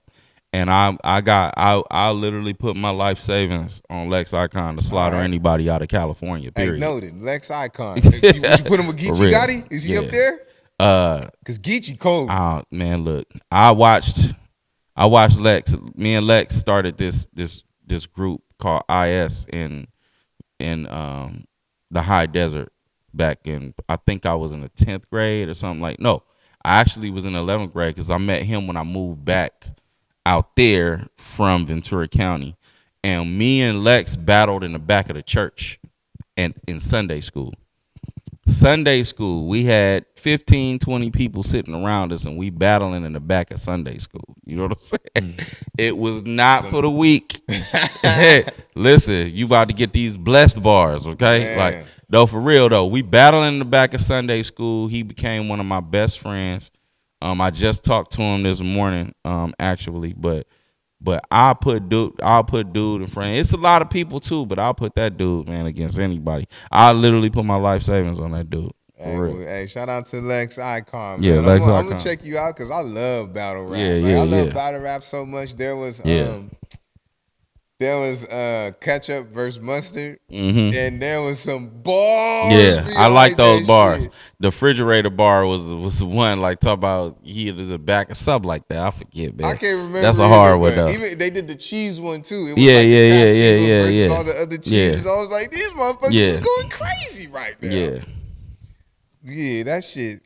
I'm telling y'all, I'm about to hit up D Tragic. Hey man, send my bars. Yeah, D Tragic used to be our over at these at some of these battle rap things that they used to have.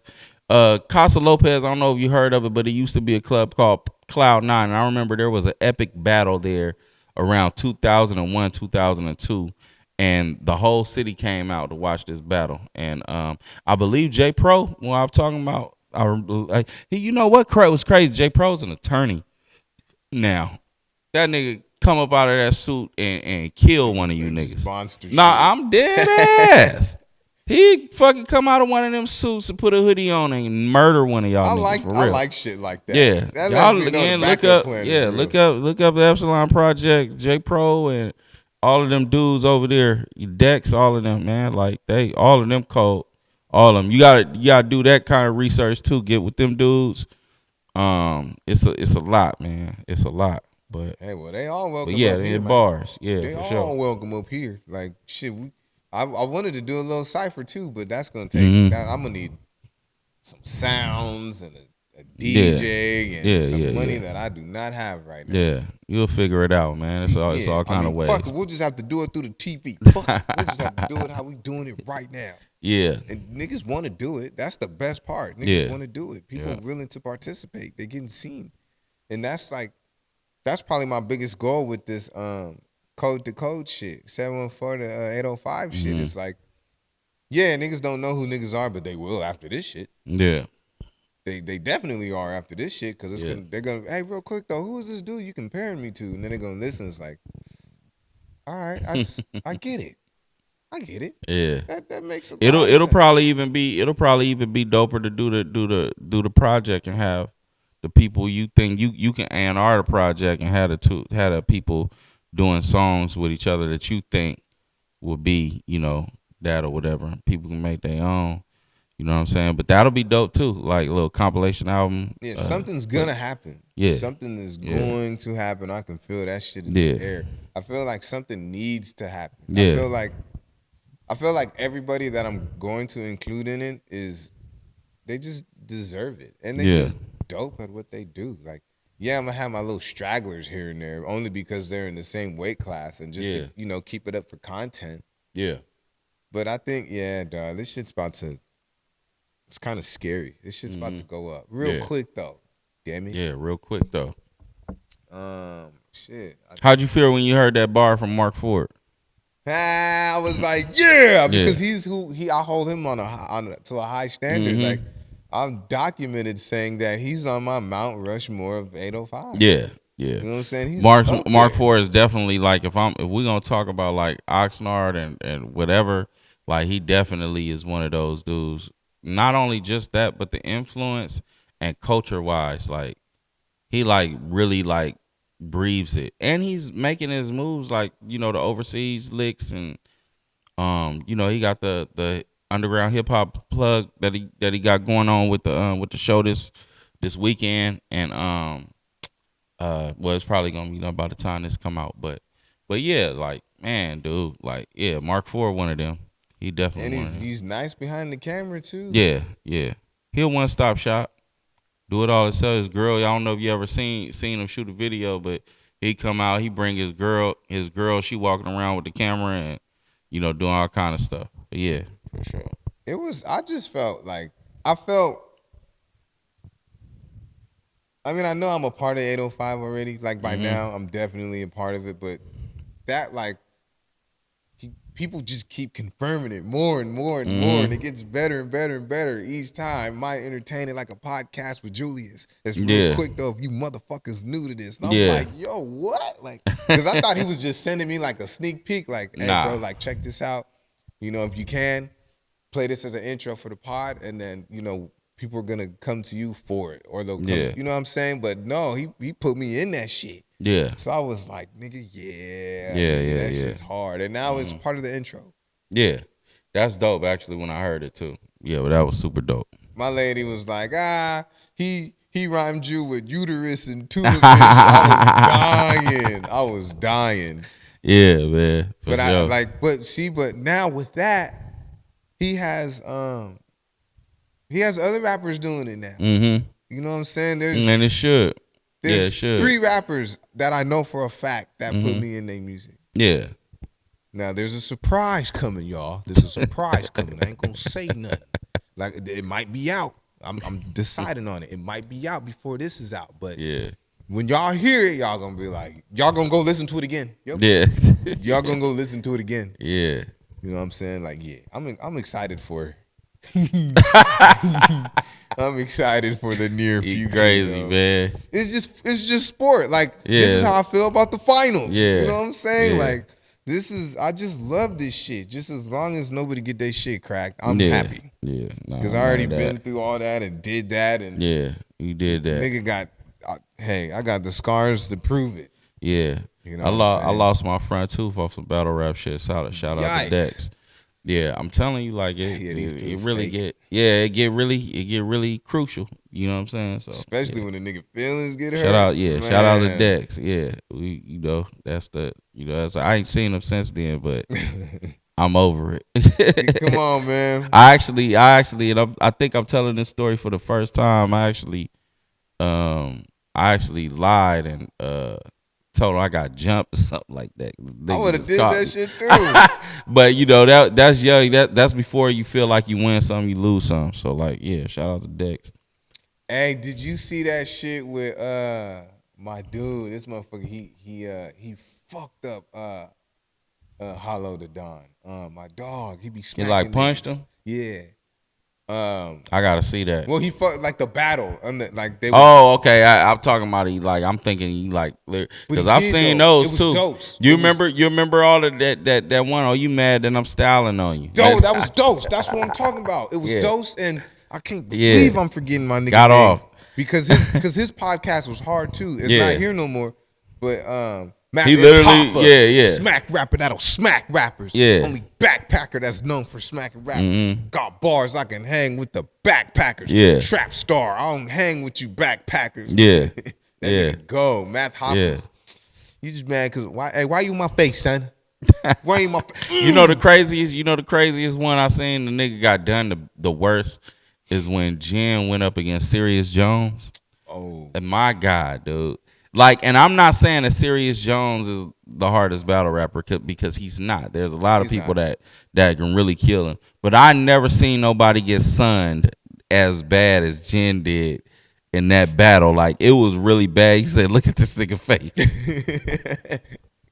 I was sitting up there like, what? Like, yikes. Yeah, and the camera go right to his face, and he had this dumbass look on his face. It was crazy, man. But Hoffa sunned that nigga too, man. Yeah, Hoffa knocked Cuz out. Yeah. Hoffa knocked Serious out. Mm-hmm. Yeah, serious. Like I started to see, you know, some of the events they did, and I noticed, you know, that was the first time I had ever heard Serious Jones was that. But I'll never forget the energy in the world when that battle happened, and he went in on him like that. I'm gonna have to rewatch it. I love rewatching old battles. Them shits go, man. Yeah.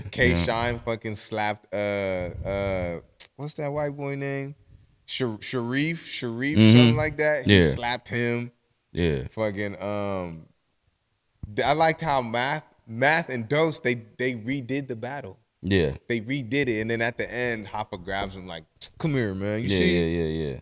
It's all love, man. I'm trying to change my ways." Like Math, he said, "I'm trying to change my ways." He went on this whole apology tour. Yeah. You know what I'm saying? Him and Serious Jones sat down like, "Bro, I'm sorry. Like I was just in a bad place." You know what I'm saying? And Serious was just like, "These niggas is weird. These niggas want to be friends now." I'm like, "Nigga, you better shut up and get your ass knocked out again. Like you better take what this man is saying. You know, he don't play that."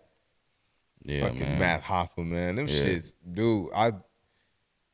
The one who make me want to fight is it probably is K Shine. Mm-hmm. Cause he's so small and he just be like in your fucking face. It's like, nigga, back up. Yeah. And then I like who's the nigga from Detroit? I forget buddy name, man. I know you talking about too. He called. I like him. His dad is or his uncle's is Trick or some shit. Oh, like okay. that. Yeah, I forget. I didn't know his uncle was Trick. But he's I forget. hard, fool. Yeah. He's hard, but I still want to fight him. Mm-hmm. Because he's just that nigga. And I watched him he punked Head Ice. Mm-hmm. And Head Ice is a bully. Yeah. And he punked Head Ice. And I'm he didn't want none, yeah. But yeah, they really need to bring that back, this battle rapping community, like in California, even in LA. Like I always wanted to go to one of them. But yeah, man, that's, you know, shout out to all the battle rap community. I love it, yo. Yeah. Like I'll never stop watching battle rap. Yeah. I'll never stop watching battle rap. Another nigga that get on my damn nerves is Easy the Block Captain. Mm-hmm. And call me biased because I'm a huge Pap fan. I'm a big Pap fan. Yeah. And I'm glad Pap knocked his ass out. Yeah. But that nigga he sucks. You think he trash? I don't like him. Hey, so you don't like him because of Pap? Especially because of Pap. I already thought he was whack, but then it's like, you got Remy? Yeah. Oh, hell no. This is what we at the bottom of the barrel today. Yeah, we scraping. Yeah. Like, fuck, this shit ain't cool. Like, What you think about that situation with Remy and I mean, I always tell people like I don't like, it's not the whole judgmental thing, but it's just like I understand what it is a Pap going through. Or even you take the DDG situation. Oh yeah. But I naturally know what they going through. So like, it's hard for me to sit up there and be that open minded. Now I am open minded because like I always say, there's two sides to every story. Word. But at the end of the day, like I see how believable this stuff can be. Some people like be so one track minded, like you said, or they simple minded. So the stuff that they'll read, whether it be on the internet or any blogs or anything, they'll take that as the gospel. They'll, you know, it's the truth. Yeah, and they wrong for that. Yeah, and they run with it. But it's like, bro, like, but I'm biased. Yeah, what the hell happened? like why how y'all don't understand, you know, these types of things, like that certain women like act like this. You know what I'm saying? How do you not understand that? You know, I got a baby with one. Yeah. Yeah. I got a baby with one. Shit got so bad for her that she wanted to take another DNA test. Yeah. Because she wasn't getting her way. Yeah. And so, it'll get emotional, and some people, like, you know, it just, you know, don't know how to like stand down. You know what I'm saying? That's one thing that I learned over the past like 10 years is learning how to stand down. And I had a problem with that at Copper Blues, but But yeah, learn how to stand down is like a big thing, man. It just shows growth, man. Yeah. And like that's something that comes later because I too learned how to stand down. Like, yeah.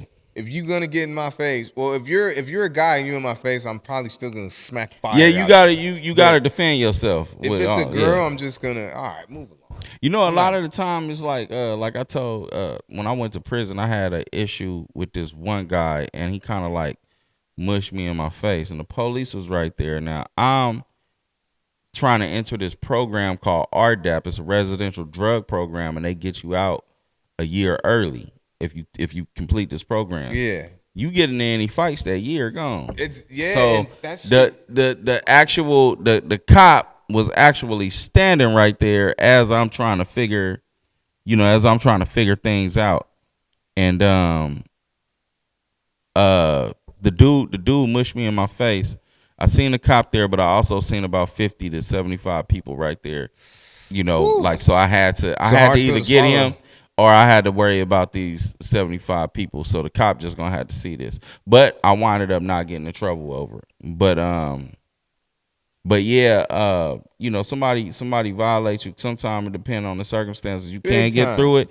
But if I got 50 people right here and you just disrespected me, I either gotta slap you and let these niggas know that they don't try me, or I'll let you get away with it, and all of these niggas gonna think they could try me now. So, let me kill all of these birds with one stone and just slap the shit out of him, and get like that. Yeah. The only person that was able to get away with that was my younger brother, and I understood. Yeah. But I did have to tell him. Oh, you got a younger brother? Yep, I got 3 of them. Yeah. I said, nigga, I'm gonna let you get that one. But when mama go to bed, you already know what the fuck time it is. When you start talking through your teeth. Yeah. What the fuck time it is? Yeah. Like, I'm gonna let you hear that one. Like, it was a situation. We was around a bunch of the homies, and my brother, he had just got put on the set, and I wasn't too thrilled about it because that's not where I wanted him to go.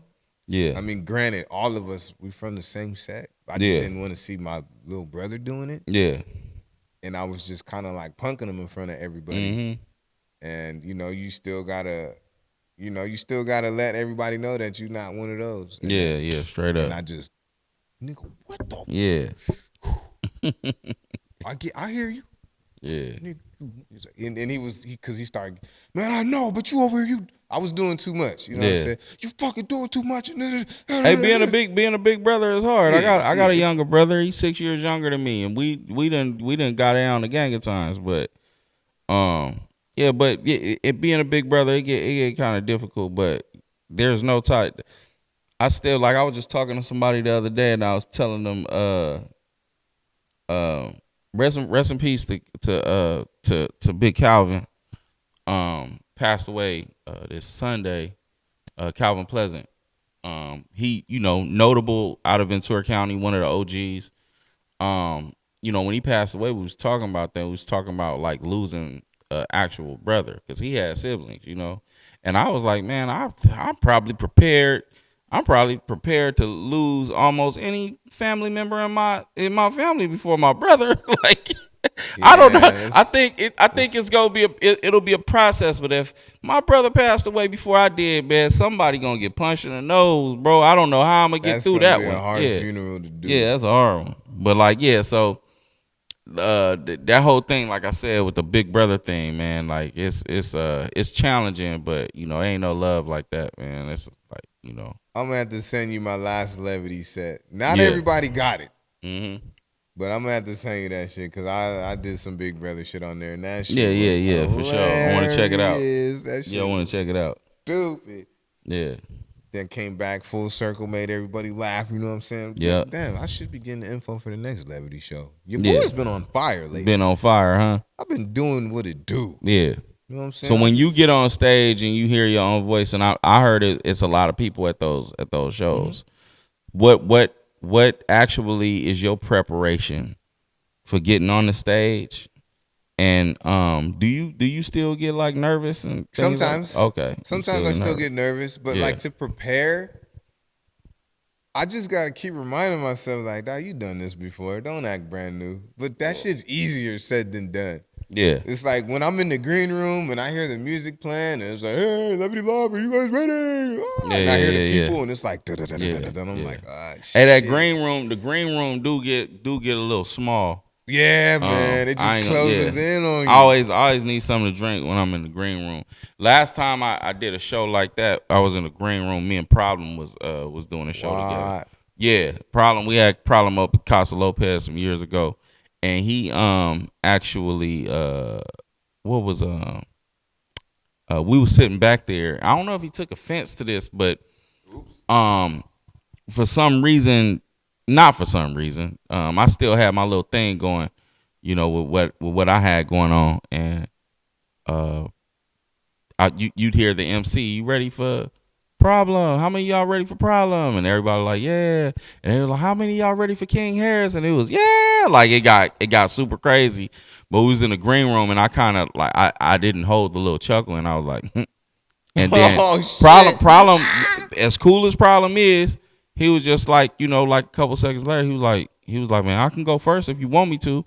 And I think that he was kind of like, you know, he had already got his money, so he was like, man, I'm just trying to get out of here anyways, you know. So it didn't matter, but I wouldn't have went up after Problem. He killed that shit too. I went up. I went up first. Thankfully, I ain't been through that because like I've been learning just with comedy too, because I mean, regardless, people are gonna there's ego in it. Yeah, there's ego in it, and you know it could be like what is it, catch-22? It's like you don't want to outshine the headliner. Because the headliner is the one that decides if you're going to go up or not. Yeah. The headliner decides if he's going to book you or not. But do they do that? Do they like really trip like that? I heard they did back in the 80s and stuff, but from what I've seen, no. The only thing that they trip on is if you go over your time. If you got 5 minutes, do 5 minutes. Yeah. Don't do 5 minutes and 15 seconds. Yeah. Because you cutting it. Because you cutting into the club time. They still got to clean up and do all that stuff. Yeah. And the headliner wants his time. Yeah, like for he's sure. not about to do 50 minutes because you and the other guy and the other opener went 2 minutes over their time each. You're not coming back. Yeah, for sure. So I get it, but then like, or unless it's a LA thing, you can't be funnier than the headliner because they want all of that. They want all that. Yeah. And I think it's whack because if a nigga funny. You just need to get your funny up. Yeah. But shit, so far I've just been working my way up the ladders. Like, some people say I'm funnier than a lot of the people that I went before because I always go first. You got the energy for sure. Hey, you know, I haven't heard the jokes. You're funny here. Hey, you know, hey, King said it. You funny here. You know what I'm saying? Validation is beautiful. Yeah. But it's been a fun ass ride though. Like when people start laughing and clapping, that's when you know you got some fire shit. Yeah. You know what I'm saying? Did you ever go up there when Mike Epps was up there? I heard sure did. The homie introduced me. And you ain't try to get with him? You ain't try to clown him? You didn't tell that nigga, look at your shoes, my nigga. Nah, I didn't. You know what? I told my wife, the next time they have Mike Epps, I'm gonna try to be there. And I'm actually gonna try to light him up. I think I can get Mike Epps. I study. Hey, get his ass, man. I think I can get him. I study him a little bit. That's my number one comedian. Yeah, dude, funny as hell. That's my number one. So dude, funny as hell. I told this story before. Shout out to my dog Stacy Taylor. He's been on tour with Mike a few times, like all over the place. Yeah. And Stacy hit me up. He was like, "Hey man, I'm across the street from your house." I said, "Dog, what you mean?" He's like, "I'm in Oxnard, that's Levity." I said, "Word, I'm there." I was like, "What you doing? You on some solo shit or you with Mike?" He's like, "No, I'm with Mike right now." I was like, "What the fuck?" Yeah. So I walk up to the front. You know, he brings me in. It was me and my lady, and I'm sitting there. I'm watching them. At the end of the show, he's like, "Hey, come here real quick." So he brings me in the green room. Mike right there. I got my DVD. I was just fanboyed. I got my DVD. Hey, what's up, Mike? Nice to meet you. You know what I'm saying? I'm like, I'm a big fan of yours, and like no bullshit, like you are, like you're the guy for me. He's like, "Oh, thank you, man." But this was my highlight though, because he had said something, I said something back, and he repeated it, and the crowd started laughing. So he goes, "Oh, you was the one with that joke, huh?" I was like, "Yeah, that's me." I was like, I do a little comedy here and there, but you know, can you sign these for me? I got his specials. I got all about the Benjamins. Yeah. He's signing them. And I was just like, yo, like, what the fuck? Like, Stacy, I can't ever thank you enough, my guy. I'm trying to get to where Stacy's at. You know what I'm saying? I'm not trying to step on his toes. That's my nigga. But again, that's just another person that lets me know that I can get to where I'm going because he's there already. Yeah. So I got to Mike Epps, man. Yeah, Mike Epps, he big influence. My favorite one, I think, was the inappropriate behavior. I got that shit too. Yeah, man. That shit, man. Like when I first heard that, like I stayed up all night laughing, like 'cause I had it on repeat. Sometimes I put that episode on when I'm getting sleepy because I drive trucks. So if I'm getting sleepy, I'll put that episode on because I know I'm gonna laugh. Dude, yeah. Like, the one that fucked me up the most when he was making fun of Stephen Curry. Yeah. It was like, he don't even be playing. He just throw the ball up. That shit had me dying, yo. Like, what the fuck? And he was like, what did he say? Nigga was like, my favorite joke he made was when he was like, talk about the Cougars and he's like, young man. He's like, young man, y'all in my guts, young man. I'd push her. That shit had me rolling, dude. Some of y'all ladies be hiding the pants. That nigga said, I see you big bitches in them one pieces. Yeah. You over here looking like a bunch of wrestlers. I was like, this nigga straight up different. Yeah. You ever had a cougar before? Oh, yeah. How long you been with Shorty? Like, I've been with my girl for 7 years. So you ever had a cougar? Yeah. Yeah, I ain't never had a cougar, but I had like a young cougar. I was 16, 17, and she was like 25. I didn't realize how crazy that was though. Right? Yeah, we back guys. in the day. Yeah. I was what? Mm-hmm. Had that been the other end. Oh yeah, that's curtains. Yeah, I mean, in some countries she was old. Yeah, she was an old molester, but I liked it. And, that was yeah. Shit, I think I was maybe like 27, 28, and she was probably around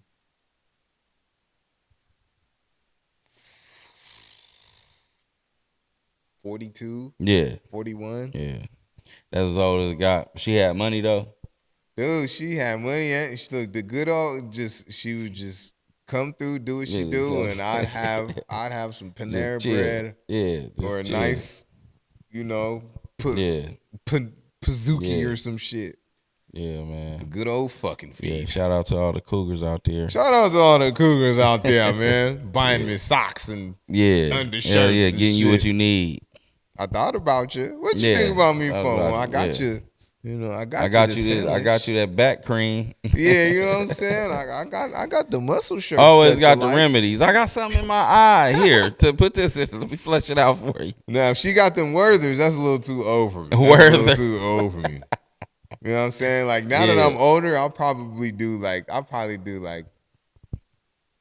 shit. I'm 36. I'll probably do 10 years up and 10 years back. Yeah. 46 the oldest, 26 the youngest. Yeah. I think that's fair. All of these young ones, when I was on the dating scene from 2020 until me and my wife got close, it seemed like those were the only ones that would get at me was the young, super young ones. The ones my age, they wasn't messing with me for some reason. They be all established and they got shit to do. Yeah, got shit to do. Yeah, it's crazy. I don't play those games. Like, I ain't playing. I just want, you know what I'm saying? Shit. Yeah. Hey, how you feel about pickup lines today? Do they exist or not? Hey, my daughter told me that I got Riz. Like, oh, nigga. I didn't know what Riz was. I was like, what is that? She told me I got Riz. I said, so that's game? It's game. That's all it is. But yeah, pickup lines, I don't know. I don't be seeing them. I laugh at some of the ones I see on the internet. But as far as pickup lines go, I don't know. I just know that a lot of women like to laugh. Most women like to laugh. And that's what be getting me in trouble, man. Like I could make a girl laugh and my girl be right there like, you're flirting with that bitch again, huh? Yeah. Like, nah, I'm just, nah. Yeah, I mean, my funny is naturally flirty, but my shorty, she low key the same way too. She just just talking, just being funny. But nah, yeah. You had said you had brought up with Mark Ford, you said something about the Rushmore, but I never really heard the Rushmore. Okay, so when I first got here, right, my Rushmore was Mark, Cyrilus, Enzom, and I can't remember the fourth. King. Mark, Cyrilus, Enzom. Those three 1,000%. Yeah. If y'all can go back and find it, remind me. Yeah, remind. But when I heard you, whoever that was, hey, no disrespect, you probably still cold. Yeah. Yeah. That's. Yeah, I feel you. I think I have. When I would be thinking about it, like when I think about that kind of stuff, mine is be with groups. But when I think about it, you know what I'm saying? But there's influential and there's an honorable mention only because we can't put it in there so to actually be like a top 5, I guess. But it's the groups because there's so many people that influence me. You know what I'm saying? So you got a group like Cali Wow with Sean Biggs, Oh No, Sweat Out, J Deuce, and Cornbread. Oxnard niggas, very much so with Sean Biggs and Oh No. You do got Loop Pack. I know you heard of Loop Pack. There's Mad Lib, DJ Rome's in, so that's why I'm saying those dudes were very influential. But then you could slide in somebody like Nevermind, right? Right. Which they represent Ventura County to the soul, and they had a crazy run. Quiet as kept. People, I don't know if niggas forgot or something. That's what I was saying. But Nevermind was all over the airwaves for about a good 2-3 years. And it was a crazy run. And it was a run long enough to where they had the respect to where they veered off when they did their other stuff. They still had Nevermind following them. You know what I'm saying? So it's nothing for them to get on stage or nothing. But they very well respected. I was surprised when Uno and Lord didn't know who they were. Oh yeah, that's crazy. But if I'm talking about this, if I'm talking about Rushmore, I would slide Metaphor into that too. Metaphor, he's one of my mentors, big bro and stuff. But I kind of wanted to rap kind of like Metaphor. He was one of the ones because he was when I first was in Ventura County, he was the young guy, but he was, he had bars and he was hip, he was fresh, all of that stuff. But if I'm talking about a top 5, I would slide a group called Red Zone in there, and you probably never heard of Red Zone. But Red Zone actually was the first 805 group that I seen on TV. They performed on Comic View they used to have, Comic View. They did that. But and that's Red Zone. There are, groups that maybe you could do research on it. Easy call. Earthquake Institute. They used to be called the Backyard Rangers. They influenced me a lot. There was Down, aka Kilo, Lean Like a Cholo. Oh yeah. Oxnard, straight out the east side, Colonia. Down, aka Chilo, Platinum out, Kilo. My bad. Platinum single. Hey, pull up, bro. He was the first. I think he was the first Ventura County artist that did that. But Kilo came out with an album, right? All you know is this essay from. I don't know if I'm politically correct saying essay. Oh but essay. Yeah. So, but look, straight up, coming. One of the. I had a Colonia neighbor, a dude from Colonia that was my neighbor. And Kilo and them came through in the alley. He had a trunk full of tapes. He was handing out the CDs. He was handing out the CDs. I got one. He had MC Ren, Snoop Dogg, Eastsiders, Sugar Free. All over that album. Everybody all over that album. He had a single. His single called "Bosses Let a Ball" with Snoop Dogg or something like that. I forget what it was called. But the radio station was playing it. He had a cold little run too. He had Lean Like a Cholo came after that project, and Lean Like a Cholo was crazy. And but Kilo, he one of them ones too. Kilo, he don't get a lot of love for some reason. but he actually had a cold little run. But shout out to Kilo. Shout out to Kilo, man. Make your way over here, man. Down, Make AKA your way Kilo. over here, dog. Yeah. But yeah, that's those dudes like they influenced me. Of course, the people the my homeboy Clutch. Clutch is a monster. I've seen you around Clutch a few times. You might not know who he is, but Clutch. It's a lot of people. Kyle, me and Kyle actually shared the same studio for a while, and so I was around. Like I got pictures on my phone of Kyle looking like a super young dude, man. Yeah, but he was around. You know what I'm saying? He's down to earth dude. He pull up, him and his little brother. They pull up to the studio and his manager and everybody be chilling, kicking it. I actually was on a record with Kyle, the record that really took off.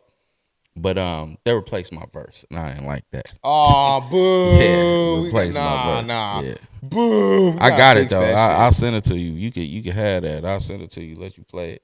It's a lot of stuff. The groups that I like right now, there's a group in the IE. They go by Indigenous Cats. They're a couple. This girl is cold. Who was Shorty at the event a few weeks ago? At the was it the dark room? See, the dark room, that's all the guys. That's no. Next. So there was a shorty. We walked in, and she had did she have an afro or something like that? Oh, she real. That was her name. She was kind of dope. She's dope. Yeah, she was kind of dope. I fuck with her shit. Yeah. Cause she had she was it was the media day. Mm-hmm. She was with me across the street, and I watched her. And she's cold. She got a lot of different styles. She's cold. Yeah. And I did not expect that from her. Yeah. I was like, yikes, I'll send you her shit. Like, she hard. Yeah, she hard. She was dope. I came in on the tail end of it, but I heard her last song and it was pretty dope. Cause that's when I told y'all. Or no, I told her when we was walking out. I was like, hey, him right there, that's who you need to go connect with right there. Yeah, she dope. He's the big deal. And she's like, all right, I'm gonna have to. Yeah, I had to turn in, man. I was sleepy. I don't know if you noticed, but as soon as I got there, I was ready to lay it down. I'm ready to lay it down right now. Hey man, true. We can get into my least favorite part of the show. What's your favorite part of the show? No, it's my least favorite part of the show. No, man. Is ending it, but shit, okay. Man, it's a lemon. He said it's a lemon. It's a lemon. About to go upstairs and eat. Boom, boom. Yeah, man. And she got a strong following too. She's almost at 20K. I just sent it to you. Yeah, she dope. Shout out to my guy DJ. What's up? Mm-hmm. DJ the Prince. See, everybody's trying to get in on this. Everybody's trying to get in on this shit right now. Yeah. You know what I'm saying? And hey, rightfully so. What's your favorite place to eat out here? Like that where they showed you and they showed you it was like a 805 staple. Not your favorite place to eat that's like mainstream, a place you can only get in Ventura County. I think Toppers is cool. They probably got the best ranch I ever had. Yeah. Pizza Man Dan. It's either Toppers or Pizza Man Dan. Oh, I want to say it's Toppers. Okay. $40 for a pizza is fucking insane. It's insane, but it tastes delicious. It's good. I always get at Toppers. I always get the pepperoni and sausage with extra pepperoni, extra cheese, extra sauce. Well done. Look, if this you need it to be well done because it got to carry all of that sauce and cheese. Facts. And I punish that shit every single time. I'm waiting for the best pizza I have ever had is it's a spot in Newport Beach called Cruisers. Mm-hmm. That's back at home.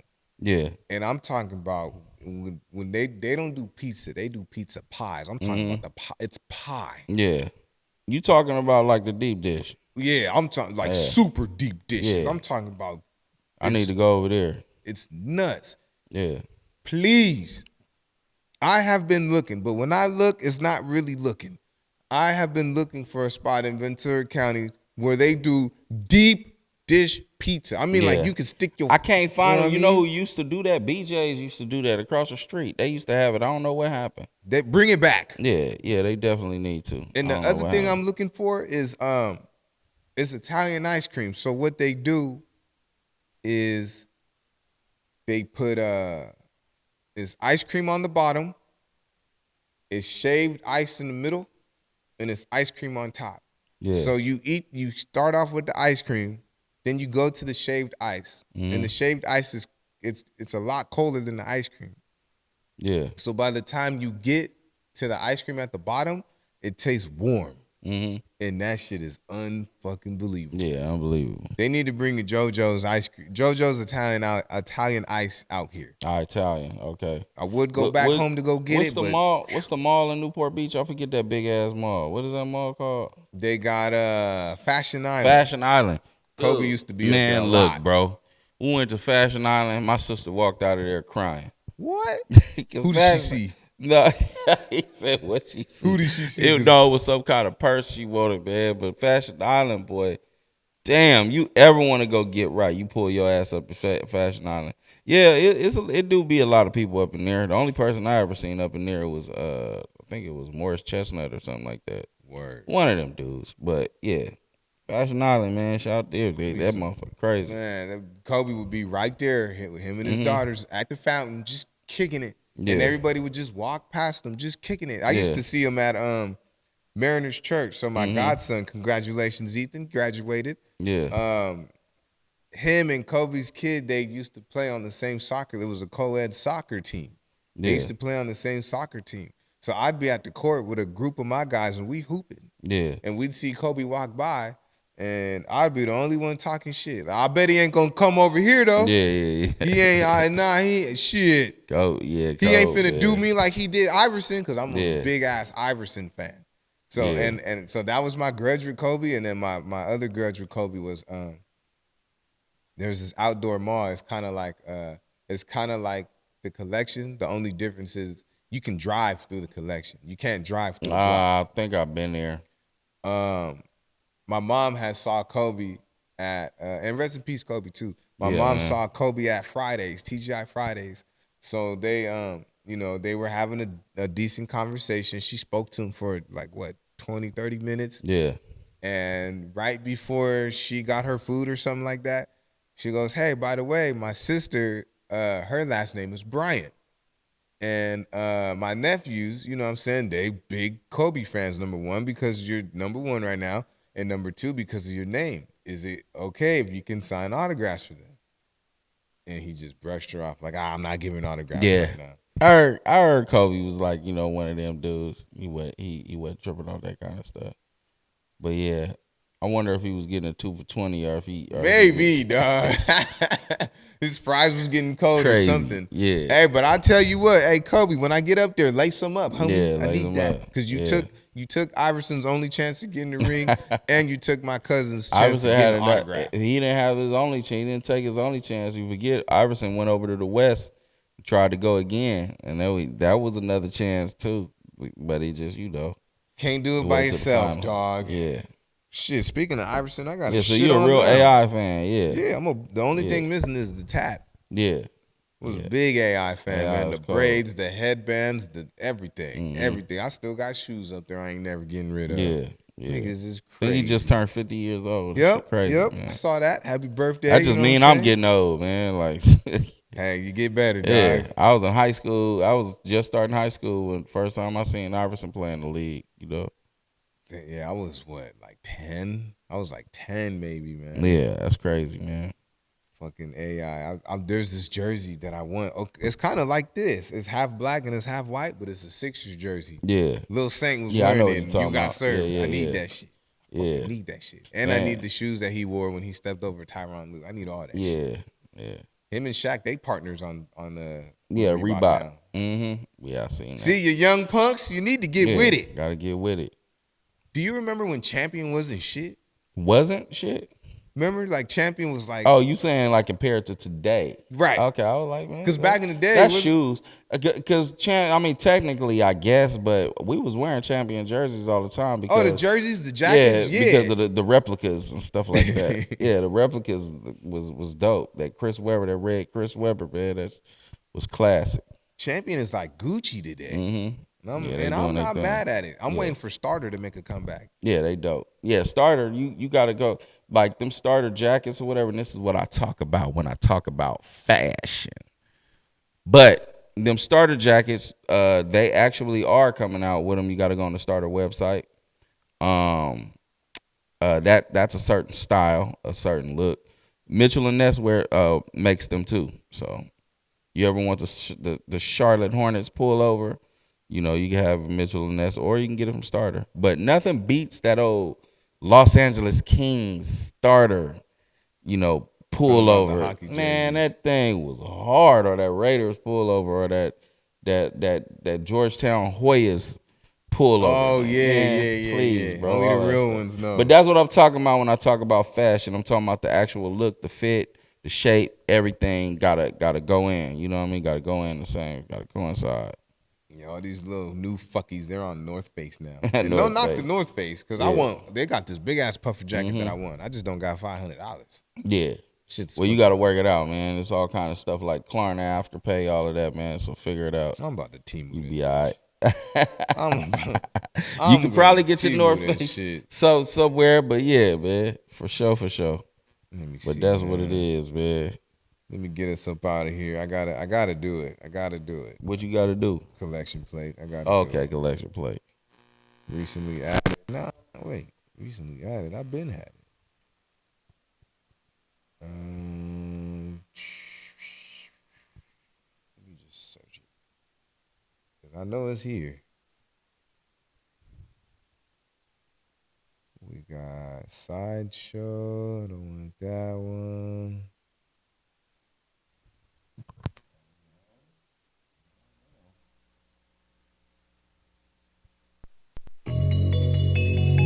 R.I.P. to my nigga Josh Van. Part of you live in me. What is that shit? Hold on. R.I.P. to my nigga Josh Van. No, I don't know. Part of you live in me. Probably wasn't meant to live forever. Yeah. High top down on the coupe. That's my. Hey, what song was it that you were saying? To my nigga like Josh Van. Or something like that. So you know, part of you live in me. So as long as I'm around, you gon' live forever. Was it on my? It was on my IG. Yeah.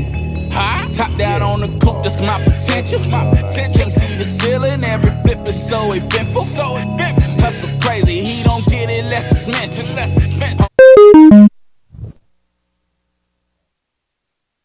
Because I need to go out to this one, because this is the one that I could play on repeat on my way to work. Mm-hmm.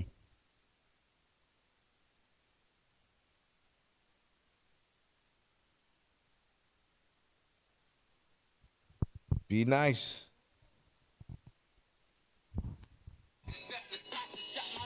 All right. Boom. Boom. Be nice.